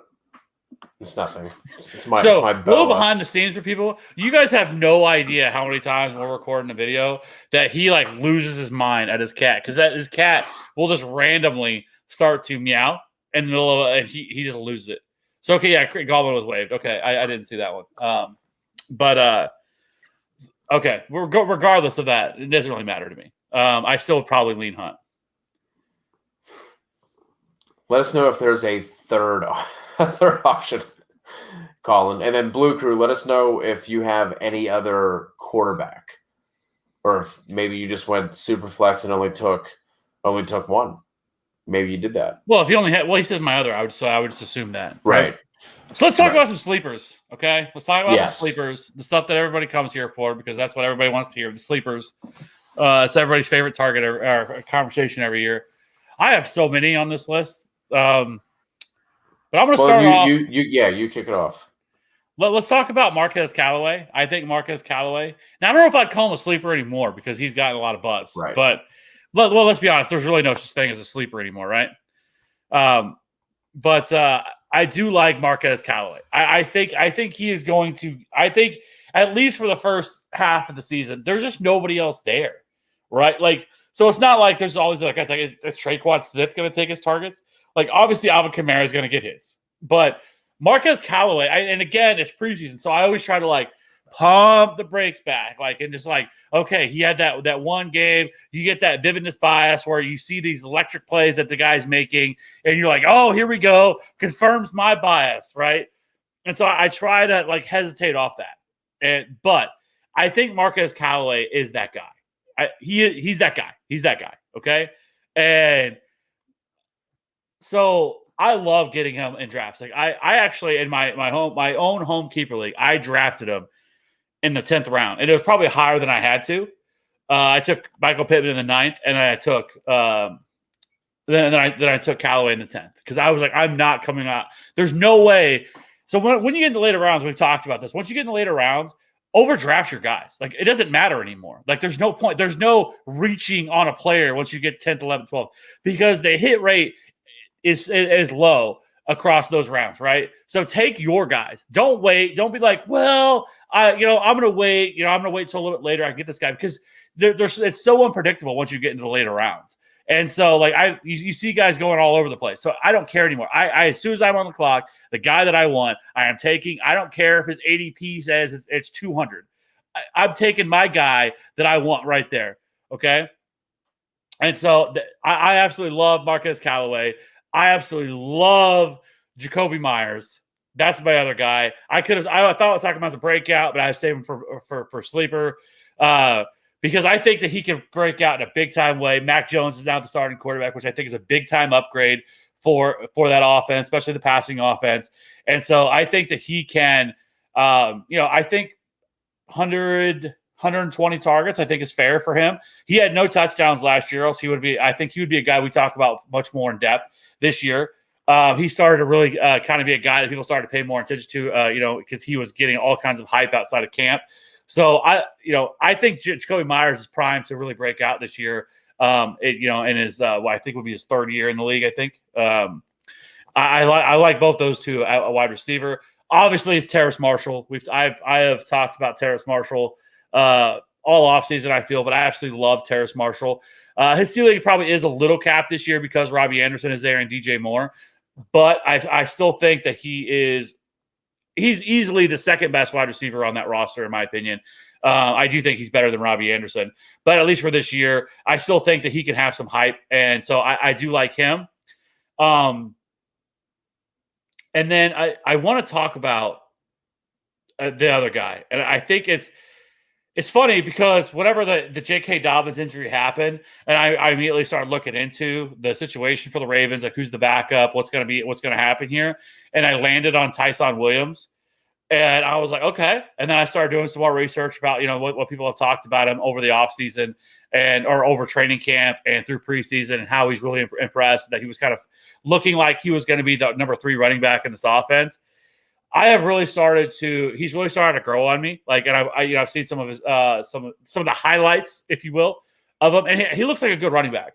And he can catch the ball out of the backfield, and so we saw how productive that Gus Edwards was last year. Who at the number 2 running back with the Ravens, right? And 740 rushing yards, like 6-7 touchdowns, if I remember. And so, for me, when you look at this and you look at Tyson Williams, like if he's out there, like I'm adding him right now. Unless you have really short benches. Benches, I don't know. It's kind of like I said bitches, but I said benches. But if you have the room to stash him, I want Tyson Williams because I think that he could be a guy who rushes for 700 yards this year and gets 5 or 6 touchdowns, right? They've already said that they're not bringing somebody in. That they have no interest in bringing anybody in right now. They like the running backs they have. And so if this group fails to produce, they could bring starters. Who the hell are they going to bring in anyway? Right? Todd Gurley was there was a little bit of a rumor there. Who wants arthritic ass Todd Gurley? And so I like that they're actually sticking with their guys. But I love Tyson Williams, and I think that he's a guy that you can grab at the back end of your draft, the last pick in your draft if you want. And I think that he could pay some big dividends this year. Yeah, he's somebody who I still have to dig into. I'll be completely honest and say that I have not looked at him in any way, shape, or form. Not for any other reason other than just being completely infatuated with Gus Edwards this entire time. So he's been the one that I've been most focused on. Just real quick before we start jumping into some of these other sleepers, C. Barros wants to know, how much does someone have to give up to get Dalvin Cook? If we are talking dynasty, you're probably looking around like the equivalent of like 3 first-rounders. So you're going to have to pay up for the guy. And redraft, you're still going to have to pay up for him as well. I don't think this is going to be a situation where you can just package up a bunch of your mid-round picks. Like, you're probably still going to have to give up like whoever you took in the second, third, something like that. Let us know if there's a trade that you're potentially thinking about, or what your team looks like, to see if we can find a fit for you there. We got our first start sit question, Kev. I am thoroughly excited about this. Hurts or Stafford? So we have Hurts going up against the Falcons, and we have Stafford going up against, the Rams play? Lions. The Rams. Yeah. Rams play Bears. Rams play the Bears. Bears, yeah. Well, let me actually, little sneak peek. I just did my week 1 quarterback rankings. Ooh. So let me pull them bad boys up and see where I come in. I had them close. I can't remember where I ended up putting them. I have to go back and revisit. But I do remember having them close. I do not. I actually have them. I have Jalen Hurts at 6. Okay. Where do you have Stafford? 12. I'm good with Hurts week 1, especially going up against that dusty ass, crusty ass defense. Yes, going against Atlanta. Love that matchup. And so, yes, I have Jalen Hurts at 6 right now. I don't think that's incredibly high. I know for some people it will be because of where he was drafted. But in this matchup against Atlanta, terrible defense. I think there's going to be a lot of points scored in this game. The implied point total, Philly has one of the higher implied point totals of this for next week. And so I like Jalen Hurts, again, a guy who can get you 100 rushing yards. This is a terrific matchup for him and this Philly offense to kind of get things going. It is in Atlanta, inside the Dome, which is also another plus factor in their direction. Anytime you can get those Dome games, I'm about that live. I guess we should mention too, I guess the Green Bay and Saints game got moved out of New Orleans and is in, I think, Jacksonville. Isn't that where they moved it to? I'm not entirely sure. Yeah, I thought that's where they were talking. Obviously makes sense. I don't know. They definitely moved it. I know they moved it, but I have to look. But regardless of that, so it would be Hurts for me. That's what I think. This Rams-Bears game, the Bears defense is good enough to kind of keep where I just don't. I just value Hurts more this week. Our guy JJ wants to know: does that mean that you have Hurts higher than Dak? I do not. I have Dak at 5. I have Hurts at 6. We can't give it all out, all right? Because we're just gonna, it's coming. Just know that by Monday, the week 1 rankings there will be videos dropped for sure. That is what we're going to be working on. Because we're done. We're after tonight. We're washing our hands of the draft season. We'll answer questions anybody has about draft stuff, but content is being washed of draft. It is week 1 season starting tomorrow. We're on to week 1. Yes. How early would you take Devonta Adams? For me, good. I think you could take him at the 106, 107 if you really wanted to. Yeah, he's that's. I was going to say the same thing. 6, 7, 8. Favorite quarterback to target if you miss out on the high-end quarterbacks? Stafford, Hurts. I mean, if you're talking about later round quarterbacks, Carson Wentz and Jameis Winston are two of the guys that I actually like taking shots on, especially Carson Wentz. I've been higher on Carson Wentz all offseason than everybody else. He's had a strong camp. Now he had the injury and everything else, but by all accounts, he's fine. There's no worry whatsoever of any sort of re-injury here with Carson Wentz. Now that that's been taken care of. And so the offensive line, the weapons, everything they have going here, I do like Carson Wentz. And last year at this time, everybody had Carson Wentz as a top 10, top 12 quarterback. Now everybody has Carson Wentz as like 23, 24 because of it all, because of the 1 year he had. I just think this is a much better situation. And then Jameis, eyes are corrected. He got the eyes taken care of. Jameis does. I like Jameis, and I know people are going to point to his turnovers, and he's got to throw 30 interceptions. That ain't going to happen because Sean Payton ain't going to let it happen. And so if he's turnover prone, Jameis again, he's going to be finding his ass on the bench. I also think it depends on how long you're waiting, Kev. We've talked about this before. It also depends on the amount of bench spots that you have. But if your bench is deep enough, we both like getting somebody like a Sam Darnold, and then also getting like a Trey Lance, a Justin Fields, and getting one of those guys until they take the reins, and then just dropping your other quarterback and going that route. If your bench is deep enough, if you only have like 5-6 spots, I don't think I can do it. But anything over that, I would be interested in taking 2 quarterbacks in order to just wait out until Fields or Lance gets the role. To me, that's like the number one strategy for me is if I cannot, once I get to like probably past Hurts, if I get past him and he's gone, I would much rather just wait till the end or wait and grab Justin Fields, right? Or Trey Lance, more notably Justin Fields, and gate him, and then wait till my last pick, and then take like a Jameis or a Carson Wentz because all those guys will always be there whatever you're picking. So I love that approach. I do like Sam Darnold as a later round guy.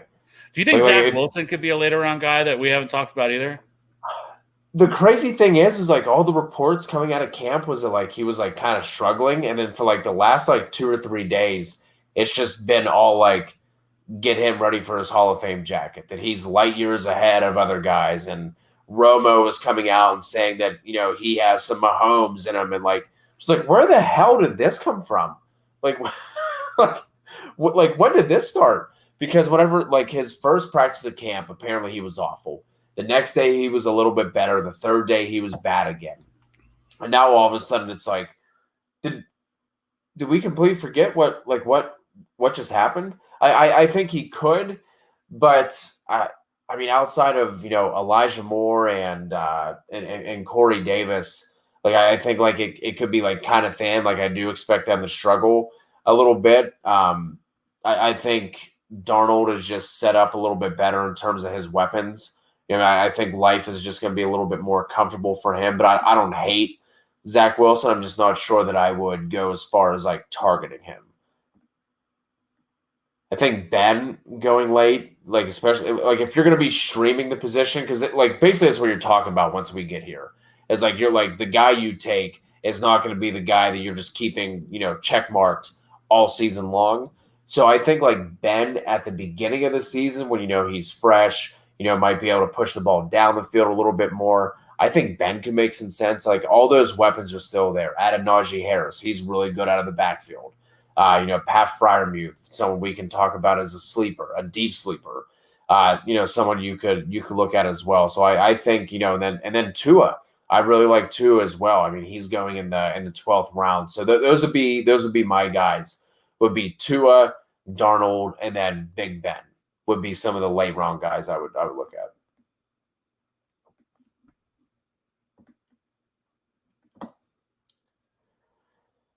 Let's see. You should feel very JJ. Cooper's completely fine as a wide receiver one.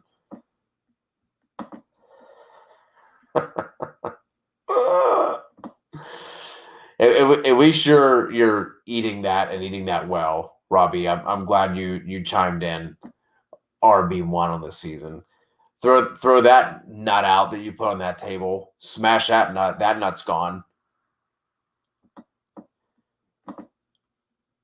Brady, yeah. I mean, so just absolutely loaded with talent. But he kind of falls in that place where like he's in that middle of the road. So like either you're gonna take some of those early guys and you have like the round 7-8 guys and then your late guys. So like it all depends on how you're attacking it. I like him. He's just kind of like that middle of the road guy for me.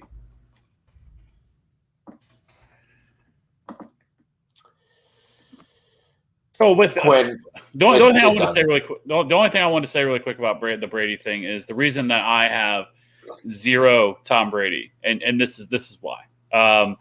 So the difference between, and this is if you look at where he finished last year, Brady, let's say compared to a guy like Lamar Jackson, right? Lamar Jackson, we'd all probably agree that wasn't great last year. And they finished really, really close, where Brady finished 10th among all fantasy, or 10th in fantasy points per game, where Lamar Jackson finished 7th, right? They weren't too far off. But the biggest difference is in terms of that weekly floor that you're looking at. Because if you look at Lamar Jackson last year, the worst game he had all year in terms of fantasy points was 14.2 week 3 against Kansas City. Right? That was his worst game of the season. Tom Brady's worst game of the season was a 5.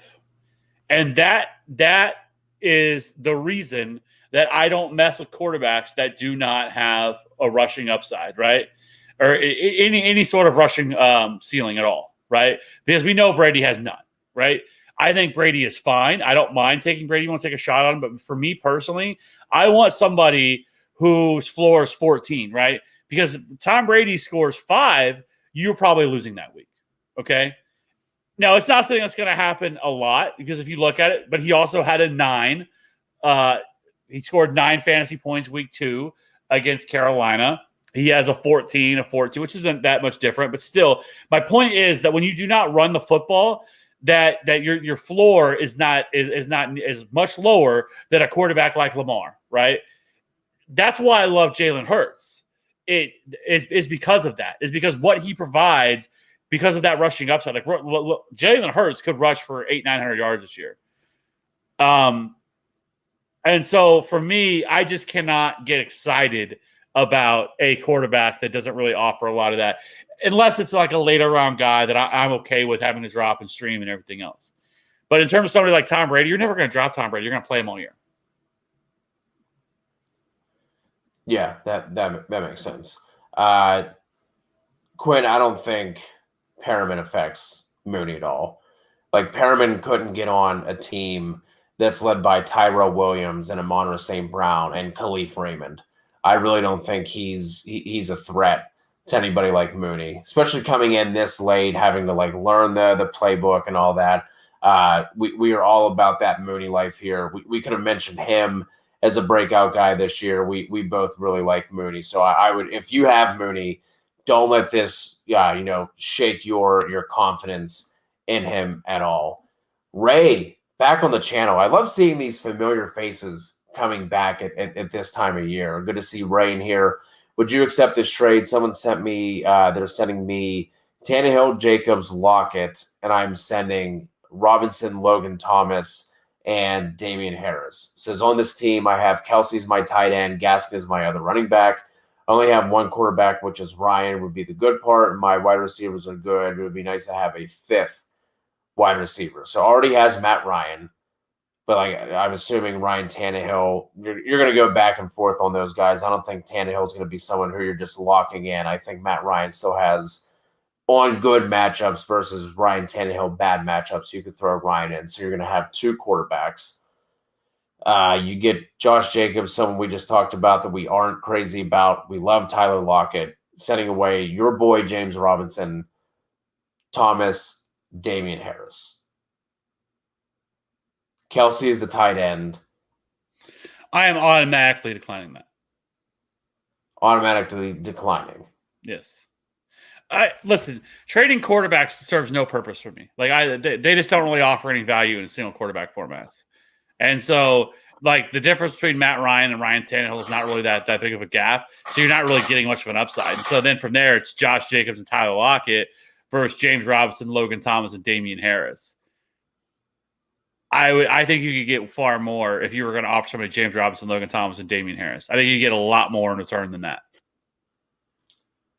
And also, if Tyler Lockett is going to be your 5th wide receiver, I don't really think you need. And you already have Stafford. Oh, okay. Then yeah, no, you definitely don't need. Yeah, you don't need to do that. No, I think you're fine where you are, Ray. Kev, I know you're the Jacoby Myers guy. Do you know where you have him in your rankings? Well, you look that up.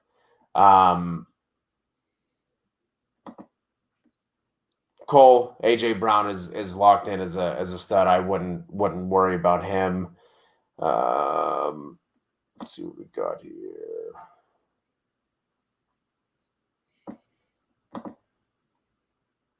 All right. My bad, Jay.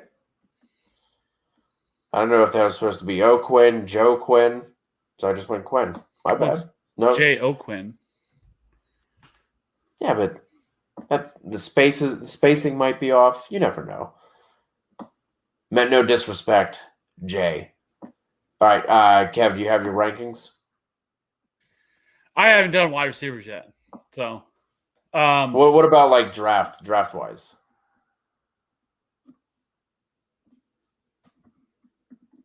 Just like not for week 1. Or is this week 1? I didn't think he was talking week 1. I mean, top 40 wide receivers, he's not far off. Let me put it that. Got yours pulled up here.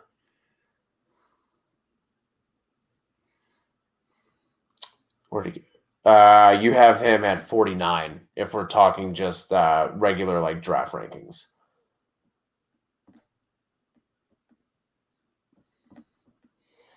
Pick 2 in a PPR. This is for week 1. Davis, Gus Edwards, DJ Moore, and Amari Cooper. So we have Cooper going up against the Bucks. Who the Ravens play? The Ravens got the Raiders. Falcons obviously got the Eagles. Who's the other one, Kev? DJ Moore, right? Mm-hmm. And the Panthers have... Yeah, Panthers against the Jets. Okay. Oh yeah. Okay. So we can already lock in Amari. I think that's an easy one. Yeah. You're not sitting Amari. So then it comes down to Mike Davis, Gus Edwards, or DJ Moore. I'm gonna go DJ Moore. In PPR, give me the pass catchers. I think bad as good. I would go Amari and Gus Edwards. Gus going against the Raiders, I'm about that life. The Raiders defense is terrible. And I think you could also make a case for Mike Davis as well. With the pass catching volume he's going to see on a week-to-week basis. I don't mind DJ Moore. I'll probably have DJ Moore probably in the low or the really low 20s, probably 19, 20. I'll probably have him there somewhere for this week. At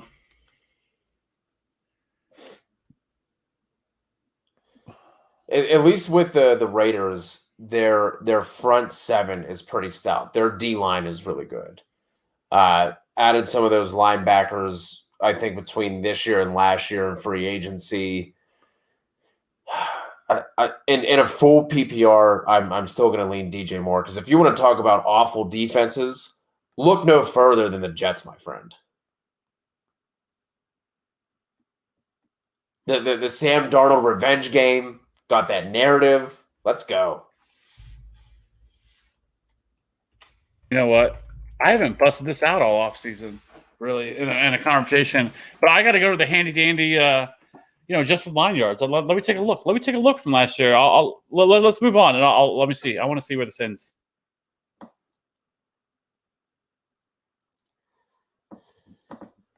Noel wants to know, are we worry about Aaron Jones at all this year? Some reports about A.J. Dillon possibly taking goal line touches. I mean, he could, but, it's not like Aaron Jones was off the top of my head, like this dude was scoring outside of the 20 as often as he was scoring inside of the 20. So I'm not necessarily worried about that. And I think anything that he might potentially lose in goal line touches, he's going to see a boost in his targets from Jamal Williams, obviously leaving this offseason. So Aaron Jones, after Aaron Rodgers came back, I moved Jones back up into my top 5, top 6 for me. And Kev, he's been there for you all offseason. So, So just a quick little update. So in terms of just what we were talking about a second ago with the Jets last year were actually top 5 in adjusted line yards last year for their defensive line.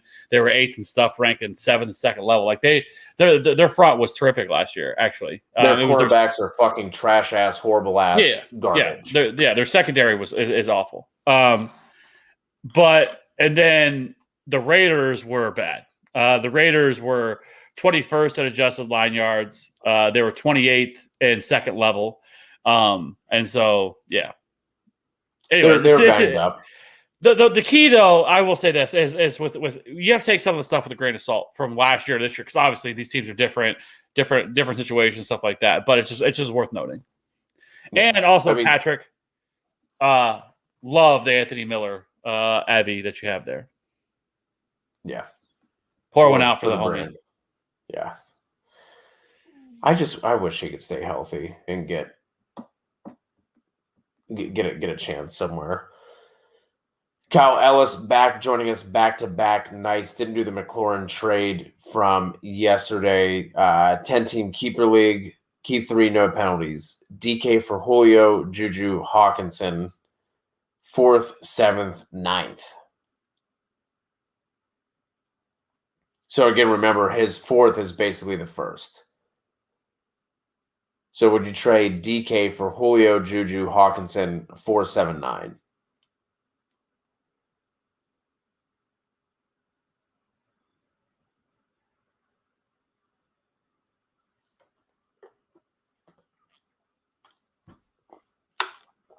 You're the keeper guy here, Kev, so I'm counting on you to pull through with this one.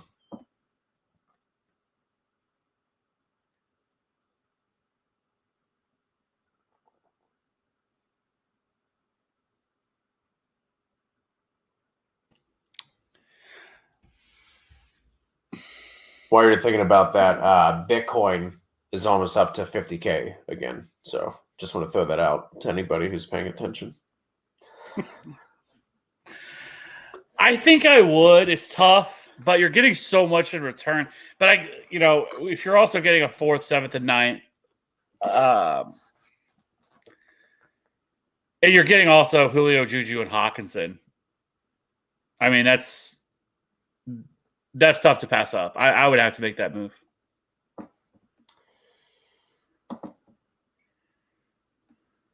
Jay is saying 12-man PPR team is Hurts, Kamara, Carson, Adams, Gallup, Logan Thomas, Gus, and Colts D. My man Jay coming in with the Hurts. I love it. You just love to see it. That's a solid team. Kamara, like Adams. Yep. I like that too. Davis and Cooper here from Colin. As long as Debo can stay healthy, we love Debo. That's been his only thing. And if they're going to let Naiyuk start to take off downfield a little bit more, Debo's going to do his thing in underneath midfield. He's a monster after the catch. The dude is a dog. We love Debo, but he has to stay healthy. That's it.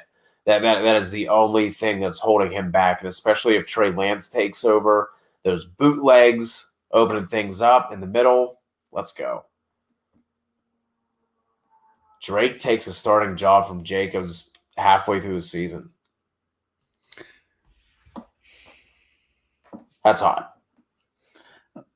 Yeah, I think that it is, but again, I don't think Kenyon Drake is all that far off from Josh Jacobs. So, I think it's going to happen? No, I think there's a better chance they just end up splitting touches all year, and I think that's the biggest reason why I just can't mess around with them. Yeah, right. Seeing it laid out like this, you definitely don't need to make that trade. I would just hold steady. Cole wants to know 10-team full PPR projected finish second. How do you guys feel about the team? Kyler, Kamara, Swift. I'm assuming. Okay. Yeah. I saw DeAndre Smith earlier. I was like, man, I feel like an idiot. Who's DeAndre? Swift, AJ Brown, DJ Moore, and Waller.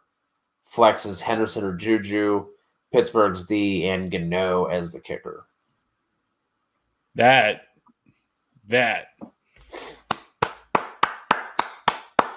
Excellent. I love that team. The fact that you have Kamara, the fact you have Kyler Murray, the fact that you have even DeAndre Swift, AJ Brown, and Darren Waller. You hit that one out of the park. I know it's 10 teams, so it opens up rosters a little bit more. But still, even for a 10-team league, that is still a very, very strong roster. Well, Lito, big dog, you're going to have to drop this one in the Discord. This is there's a lot to process live here. Drop this one in the Discord, and we'll answer you as soon as the show is over. Ray, yes, we're coming up. Hey, that Kev's not alone. Anthony Killer, I actually like better. And anyone else who has any other questions, please join the Discord. If you open up the video description underneath, just click the link. It's free, no strings attached, nothing like that. Not going to try and upsell you on anything like that. So go ahead and jump in there. Always kicking things off in that league. 4 Yahoo leagues, 5 NFL. Let's go. Ray's all pumped. Let's go. I really like Amir Smith-Marset for Dynasty. Apparently, KJ Osborne, I think, has been playing really well as their wide receiver 3. I know they like him. For Dynasty, he's been absolutely free all offseason, so I like him a lot in Dynasty. I'm not sure he has any redraft value unless, Thielen and Osborne get hurt, but I do like him long-term. Maybe if you're in a 16-team league, you want to snag him in something like that, but like 12 or 14, I don't think you have to do that. Here are 2 players that I know that you really like, Kev. Would you make this trade? Gallup for T? Yep. I would already made it. As soon as it came through, everyone, I'm like, hurrying to upload my app or get to my computer, however you do it, and let me hit that son of a bitch as quick as I possibly can. I love Michael Gallup this year, but you're talking about a team's number 3 wide receiver versus T. Higgins, who very well could be the team's number 1 wide receiver this year. And so I love T. Higgins, and I love Michael Gallup, but I am taking T. Higgins over Gallup all day. Yeah, we know JJ's team. JJ has dropped his team in the Discord as well. Gave him some feedback. We like that team. Ray, good to see you back in here. Appreciate you joining us. Listen, Walito, you don't want this, son. You can't come in here throwing around 18 players and tell us to pick 10 of them. We're going on to – we haven't even hit the sleepers. We got Colin in here getting ready to doze off. We still wonder if we're talking about sleepers here. Kev talked about 5 of them, and we're still not half the way through. Walito, we'll make a side bet. We're going to make a side bet on the listener league, so we'll make sure we do that. A sleeper I just want to throw out real quick. Someone who is a grizzled vet. Kev was talking a bunch about a lot of these younger guys that he likes. Got to talk about Marvin Jones real quick. I just think apparently he's been Trevor Lawrence's favorite target basically throughout the entirety of camp. He has the familiarity with Bevel coming down from his time in Detroit. And then if you look at Marvin Jones, the last 4 seasons where he's played at least 13 games. So there was one year in there where he only played like 9, I think. But in those seasons where he played at least 13 games, his worst season was 62 for 779 and 9 touchdowns. Like, this dude still has stuff left in the tank. He's been playing well, again, all offseason, building that rapport and that chemistry with Trevor Lawrence, going in the double-digit rounds of drafts. So he's someone who I think, again, maybe we need to change this word and, kind of look at this as more undervalued. But I think Marvin Jones is somebody who we absolutely need to be paying attention to and could pay off huge, especially with his price tag. I don't mind that. Again, it's not my cup of tea. I'm not telling people they should just completely avoid those guys, but for me, it's just not something I'm looking for, because I'm looking to lock up my starters, with wide receivers, and then anything in the back half of the draft is all value that I'm looking for. So, but I don't hate Marvin Jones. I think Marvin Jones can be a fine wide receiver, and if he finishes like a wide receiver 3 this year, wouldn't surprise me one bit. I know we were already asked about Elijah Moore. I don't necessarily think that he is a quote-unquote sleeper, but he's still going. Like, I think he's gotten enough hype now throughout the offseason that, again, we just need to get rid of this word sleeper.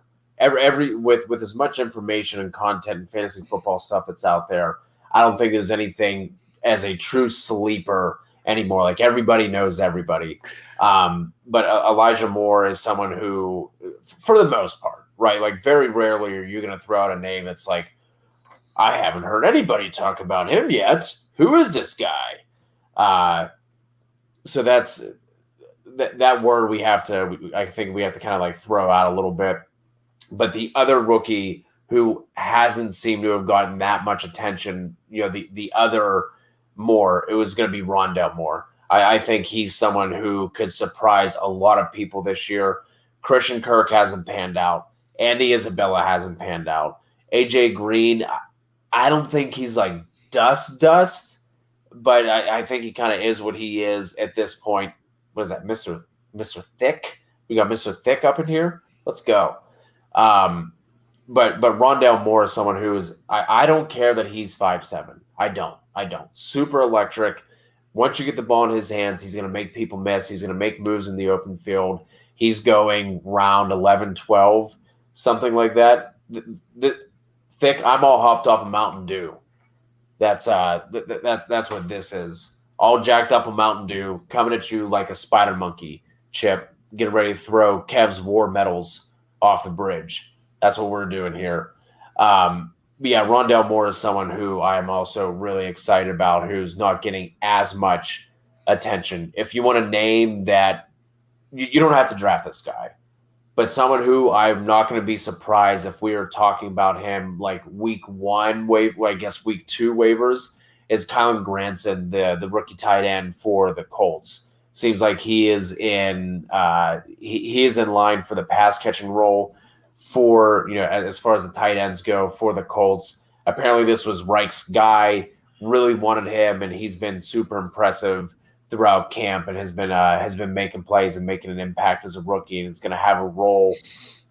How much we're going to be able to depend on it on a week-to-week basis, who knows? But the tight ends, after you get past the top 6, 7 guys, really doesn't matter all that much anyway. So I think Grantson is a name. And then obviously, shout out Penn State, Pat Freiermuth.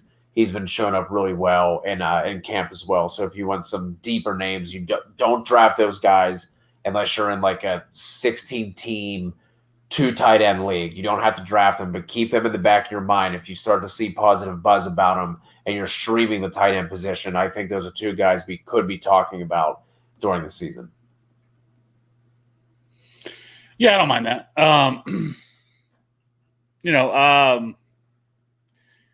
I think if you're wanting to, some other guys that I think would be Van Jefferson, I think would definitely be one with the Rams. If something happens to either one of, and I think it's even possible that he really is the number 3 wide receiver this year, and I think that there's enough volume here in this offense they can support 3 wide receivers. But especially if something were to happen with one of those, I definitely like that. I like Van Jefferson as kind of that much later guy. I've talked about Jerick McKinnon all offseason. I still think that he is something that people should be paying more attention to, and.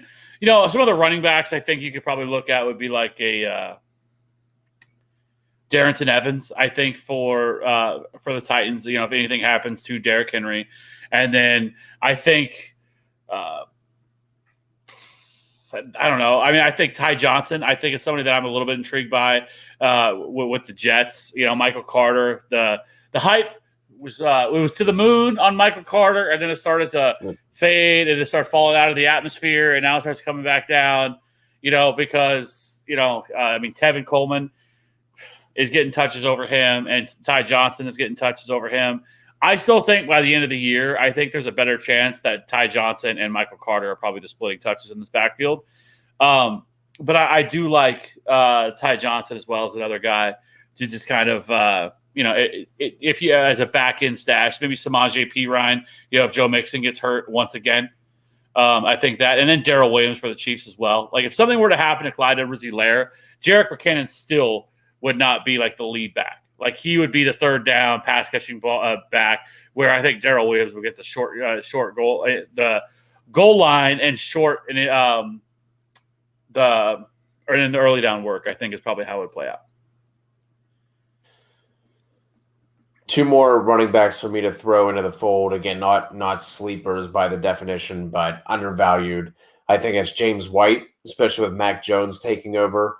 In the past since 2016, there's only been one season where White hasn't had at least 70 targets, and there's only been twice he hasn't had at least 80. You're getting him at RB 50, rounds 11 to 13. So if he's your RB 4, RB 5, like I really like that again, especially with Mac Jones coming under the fold now.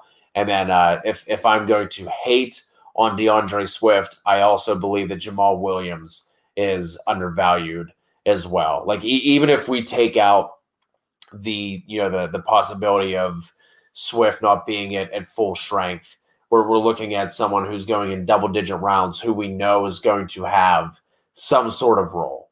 And then if Swift misses any time, if he's not at full strength, if he's not getting the full workload that we're expecting, I think Jamal Williams could easily pay off his price in the double-digit rounds.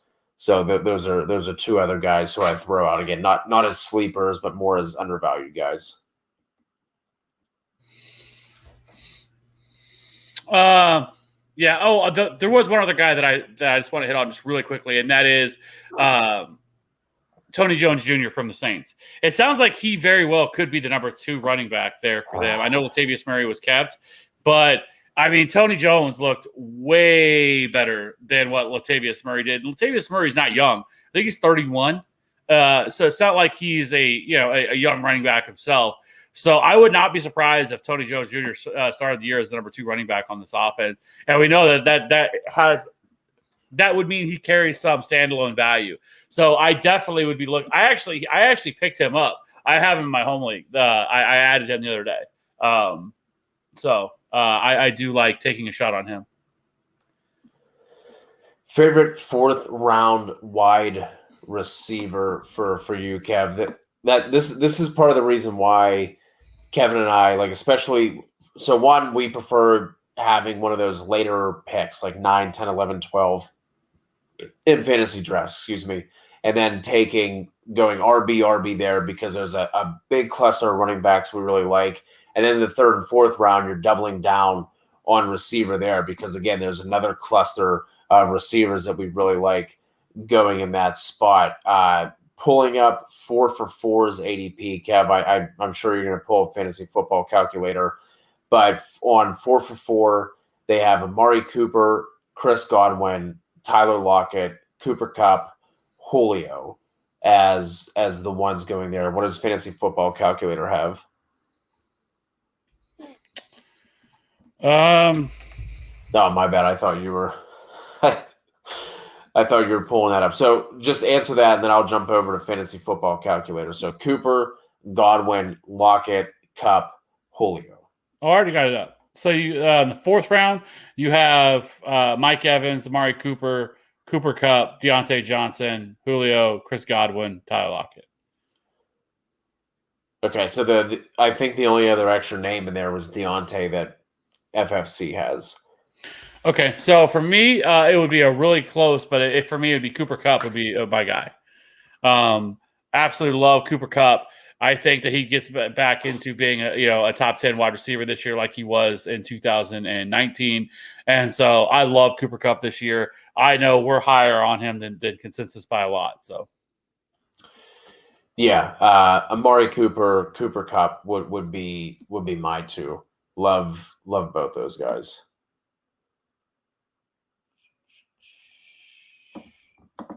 What's the earliest that you would take Chanel? Probably 7th round. I think I feel comfortable taking him there. Yep, I agree with that as well. I again talked about him as a breakout candidate this year. Really like him, and it's again I really hope that Urban Meyer uses this opportunity with ETN out for the season to give him some of those touches and looks and carries, all that, because he can do all of it. I was really excited when Urban first went there. I was like, all right, sick. That's what he's going to do. He's Percy Harvin, Curtis Samuel, but with 30 extra pounds. Like the dude's a monster. And then they were talking that they wanted Kadarius Toney for that role, but he somehow got drafted by the Giants before the Jags had taken him. So I guess we'll take ETN. He'll fit that role. But yes, agree on Chanel. Really like him. Edmonds or Jacobs in a PPR? Well, considering where they're going, I would take Chase Edmonds. Is Javonte Williams an option? Give me Javonte over both those guys. Oh yeah. Yeah, Chase. Colin, Woods has crept up into the end of the third, so that's why he is going there.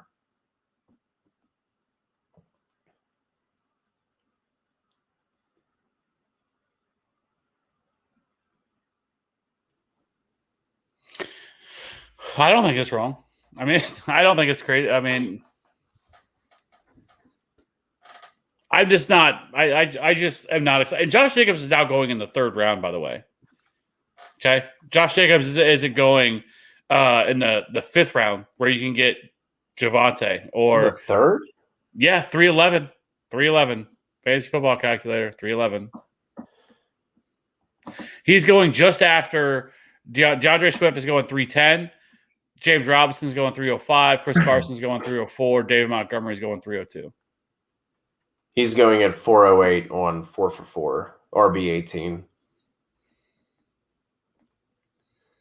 So, Juju or Hendy at the flex?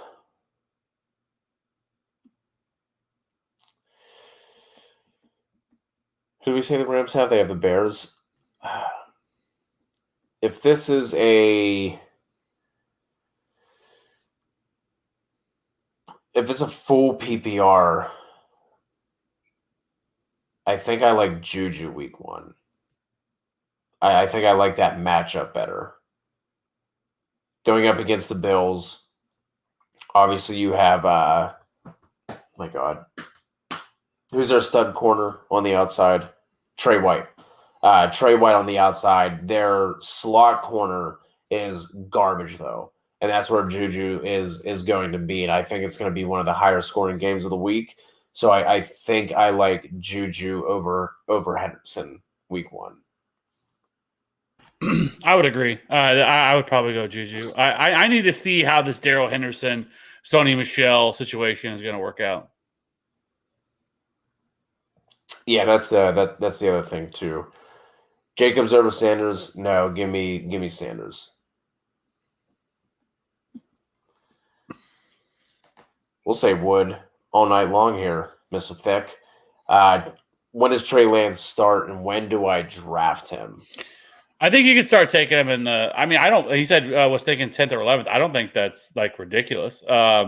It's probably a little high that I would look at taking because I just think there's still some pretty solid value that's sitting there.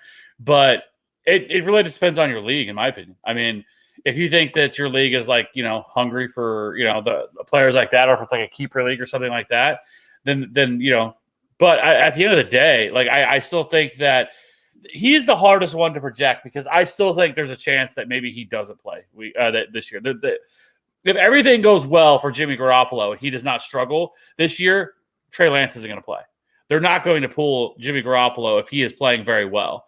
And so it's just really tough for me I would prefer Justin Fields because there is no scenario that I can fathom that Andy Dalton is going to be able to hold on to that job all year, right? It is only sooner rather than later that Justin Fields is going to take over. So, like, if I'm deciding between the two of them, I want Justin Fields because I know that when I take him, that I'm going to be utilizing him at some point.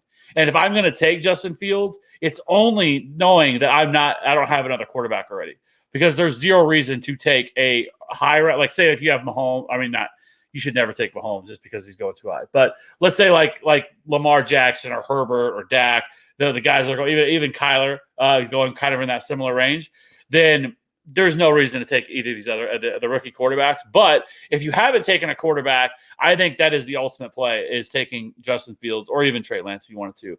So if you wanted to take Lance, I would probably look to take him around 11th, 12th round because you're going to have to. They won't last past that. Yeah, and that's that. What you said is the most important part there, Kev. If you're targeting Trey Lance, do not take any of those top 12 guys. I would take some of the late round guys that we had already touched on, and then pair him with Lance. Dude, there's no sense in taking a Herbert, a Stafford, even somebody like that, and then also doubling up with Trey Lance. That is the most important thing there. Curious to see what the chat has to say. Like, what do you mean take? Like fantasy football, or like a fight? Like what we throwing down, or if we're throwing if we're throwing rocks like this, okay? If you don't want this smoke, okay? Chippy D wants to know Gallup at wide receiver 2 to stack with Dak or Corey Davis.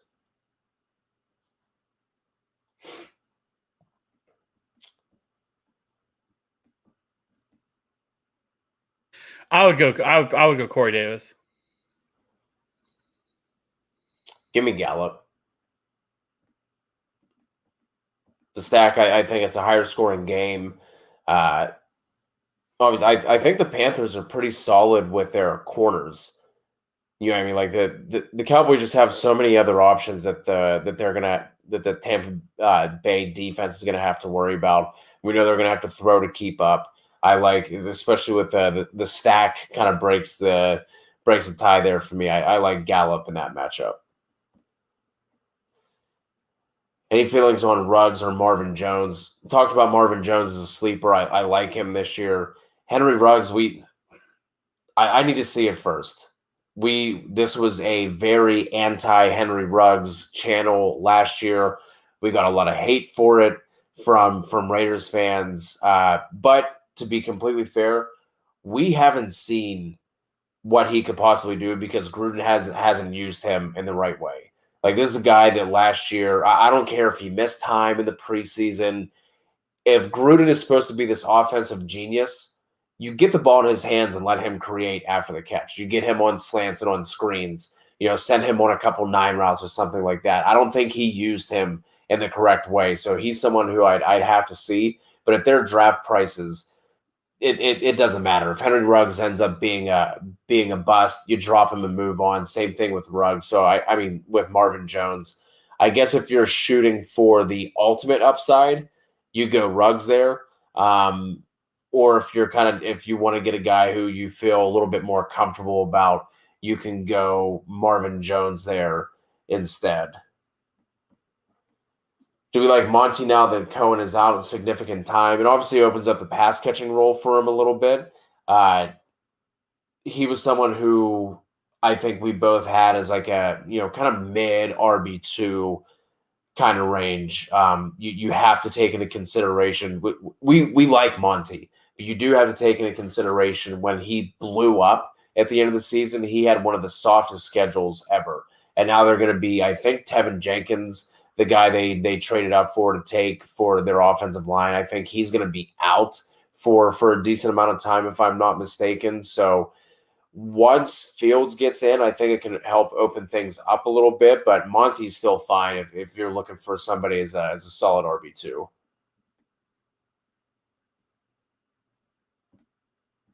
Is that what you grabbed your phone for, Kev? Yeah. I was like, what? I'm not seeing this anywhere, so. Okay. Let's see. Here we go. A battle of the truthers. Brian Edwards and Terrace Marshall, full PPR.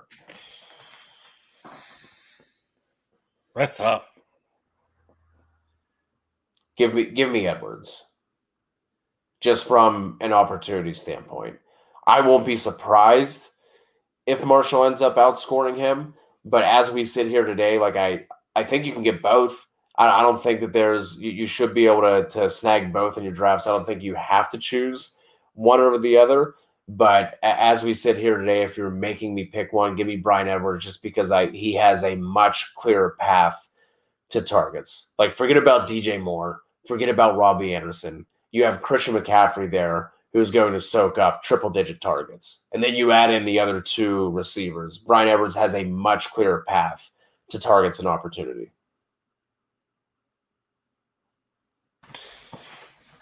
I absolutely love both of these dudes. Like, absolutely love both of these dudes. So, if I had to choose, I would probably go Terrace Marshall. Just because I have no faith in the Raiders and being able to utilize these guys and unlock these guys the way they should. But I love both of them. And so both of these dudes are absolute guys you should be targeting later in your draft. They did throw me off when I saw the bearer of bad news, Deshaun Watson as a Panther. And then I started seeing some of the comments. I'm like, wait a second, what? Like, I didn't have my phone. I had it over here charging. So I wouldn't even normally, I would have seen that immediately. So I was like, I got to get my phone. I got to check this out. Lies. JJ. Hey, maybe JJ has some. Or maybe he's wishing, maybe he's hoping, he's putting it into the existence that it could happen. Because I will say, because I've said this before, and I still think there's a shot Deshaun Watson could get traded this year. If there was going to happen in season, I could see the Panthers as being a team that would do it.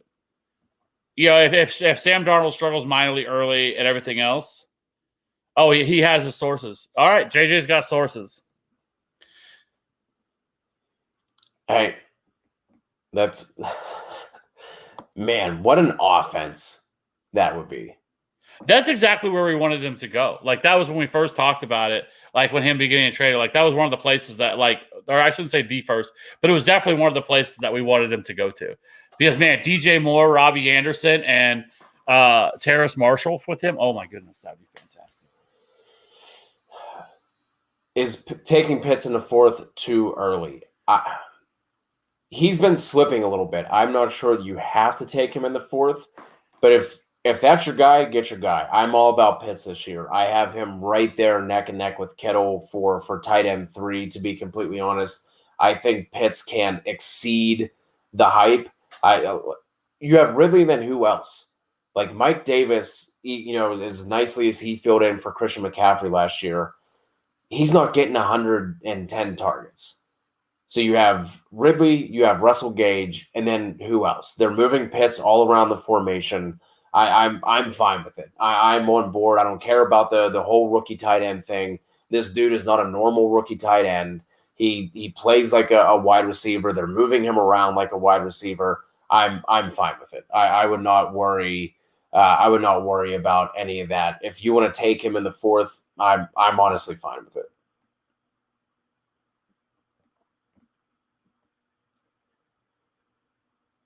Pittman here for me, Jay. It would be Pittman. I mean, you're talking about locked in wide receiver 1. Well, I still love Calloway, but I would just prefer to take Pittman. And I think you can get Calloway, a couple rounds later anyway than what you're going to have to take Pittman. Jeff George, what a throwback! I know, Jeff George. What a name! Great name drop. It's fantastic. Is David Johnson droppable in a deep league? Can pick up somebody like Campbell. Okay, so who would you pick up out of this group? Okay. Yeah.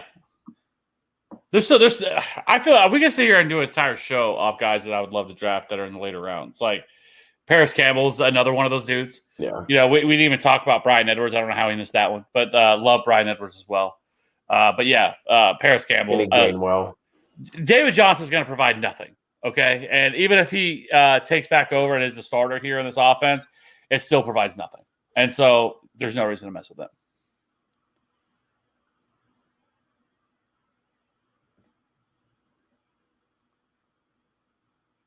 I mean, he can be our tight end 4. That's fine. Is this true? And I got to go look this up because not that it matters. It does not push but like, why are they moving James Washington? Maybe. I mean, who knows? Chip has another question here. A 16-team league had Irv Smith. Obviously, that is not looking well. Who'd you take here in a 16-team league at tight end, Kev? Everett, Jarwin, Kmet, Cook, or Conklin? For me, I think I would rank those.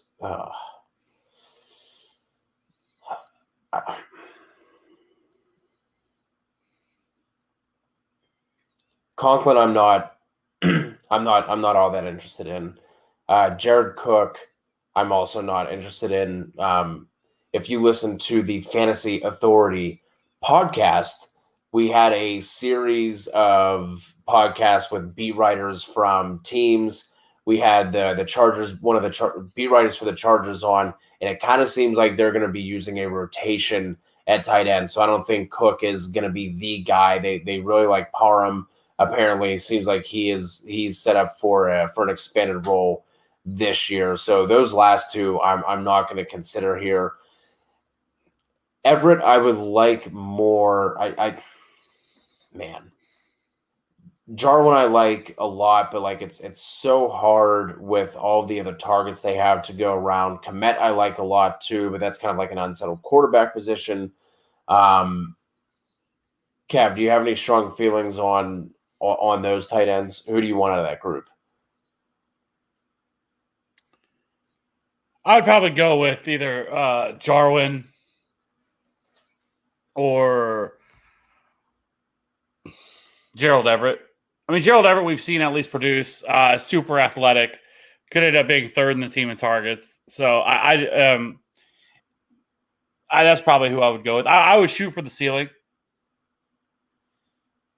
And I would take Gerald Everett. Yeah, I think I would have it how you have these listed, Chip. That's how I'd break it down. But it's Everett and Jarwin kind of in a tier, Kmet in a tier by himself, and then the other two, like I said, I'm not really considering. So look at these guys, just all piling in. We got made you get up out of your chair, Kev. So guys, I think that is going to wrap things up. Any other questions, please join the Discord. Jump in there. We're going to be answering your questions all off season long. You can drop them here with the obviously on the YouTube channel as well. Really appreciate it. Please hit that subscribe button. The subscribers have been flying up after kind of like stagnating there for a little bit. We are already on the road to 1,600 subs. So we appreciate all your guys' support. Really appreciate all of the interaction. This is what I missed, Kev. This is what I missed, just not getting to anything we want to talk about, and the comments just consistently flying in. So appreciate all you guys. Like I said, like, rate, review. Head over to the podcast as well. Help bump us up over there in the old Apple podcast. So until the next time, hit the Discord. Drop the likes, the comments, subscribes, and we'll talk to you guys soon.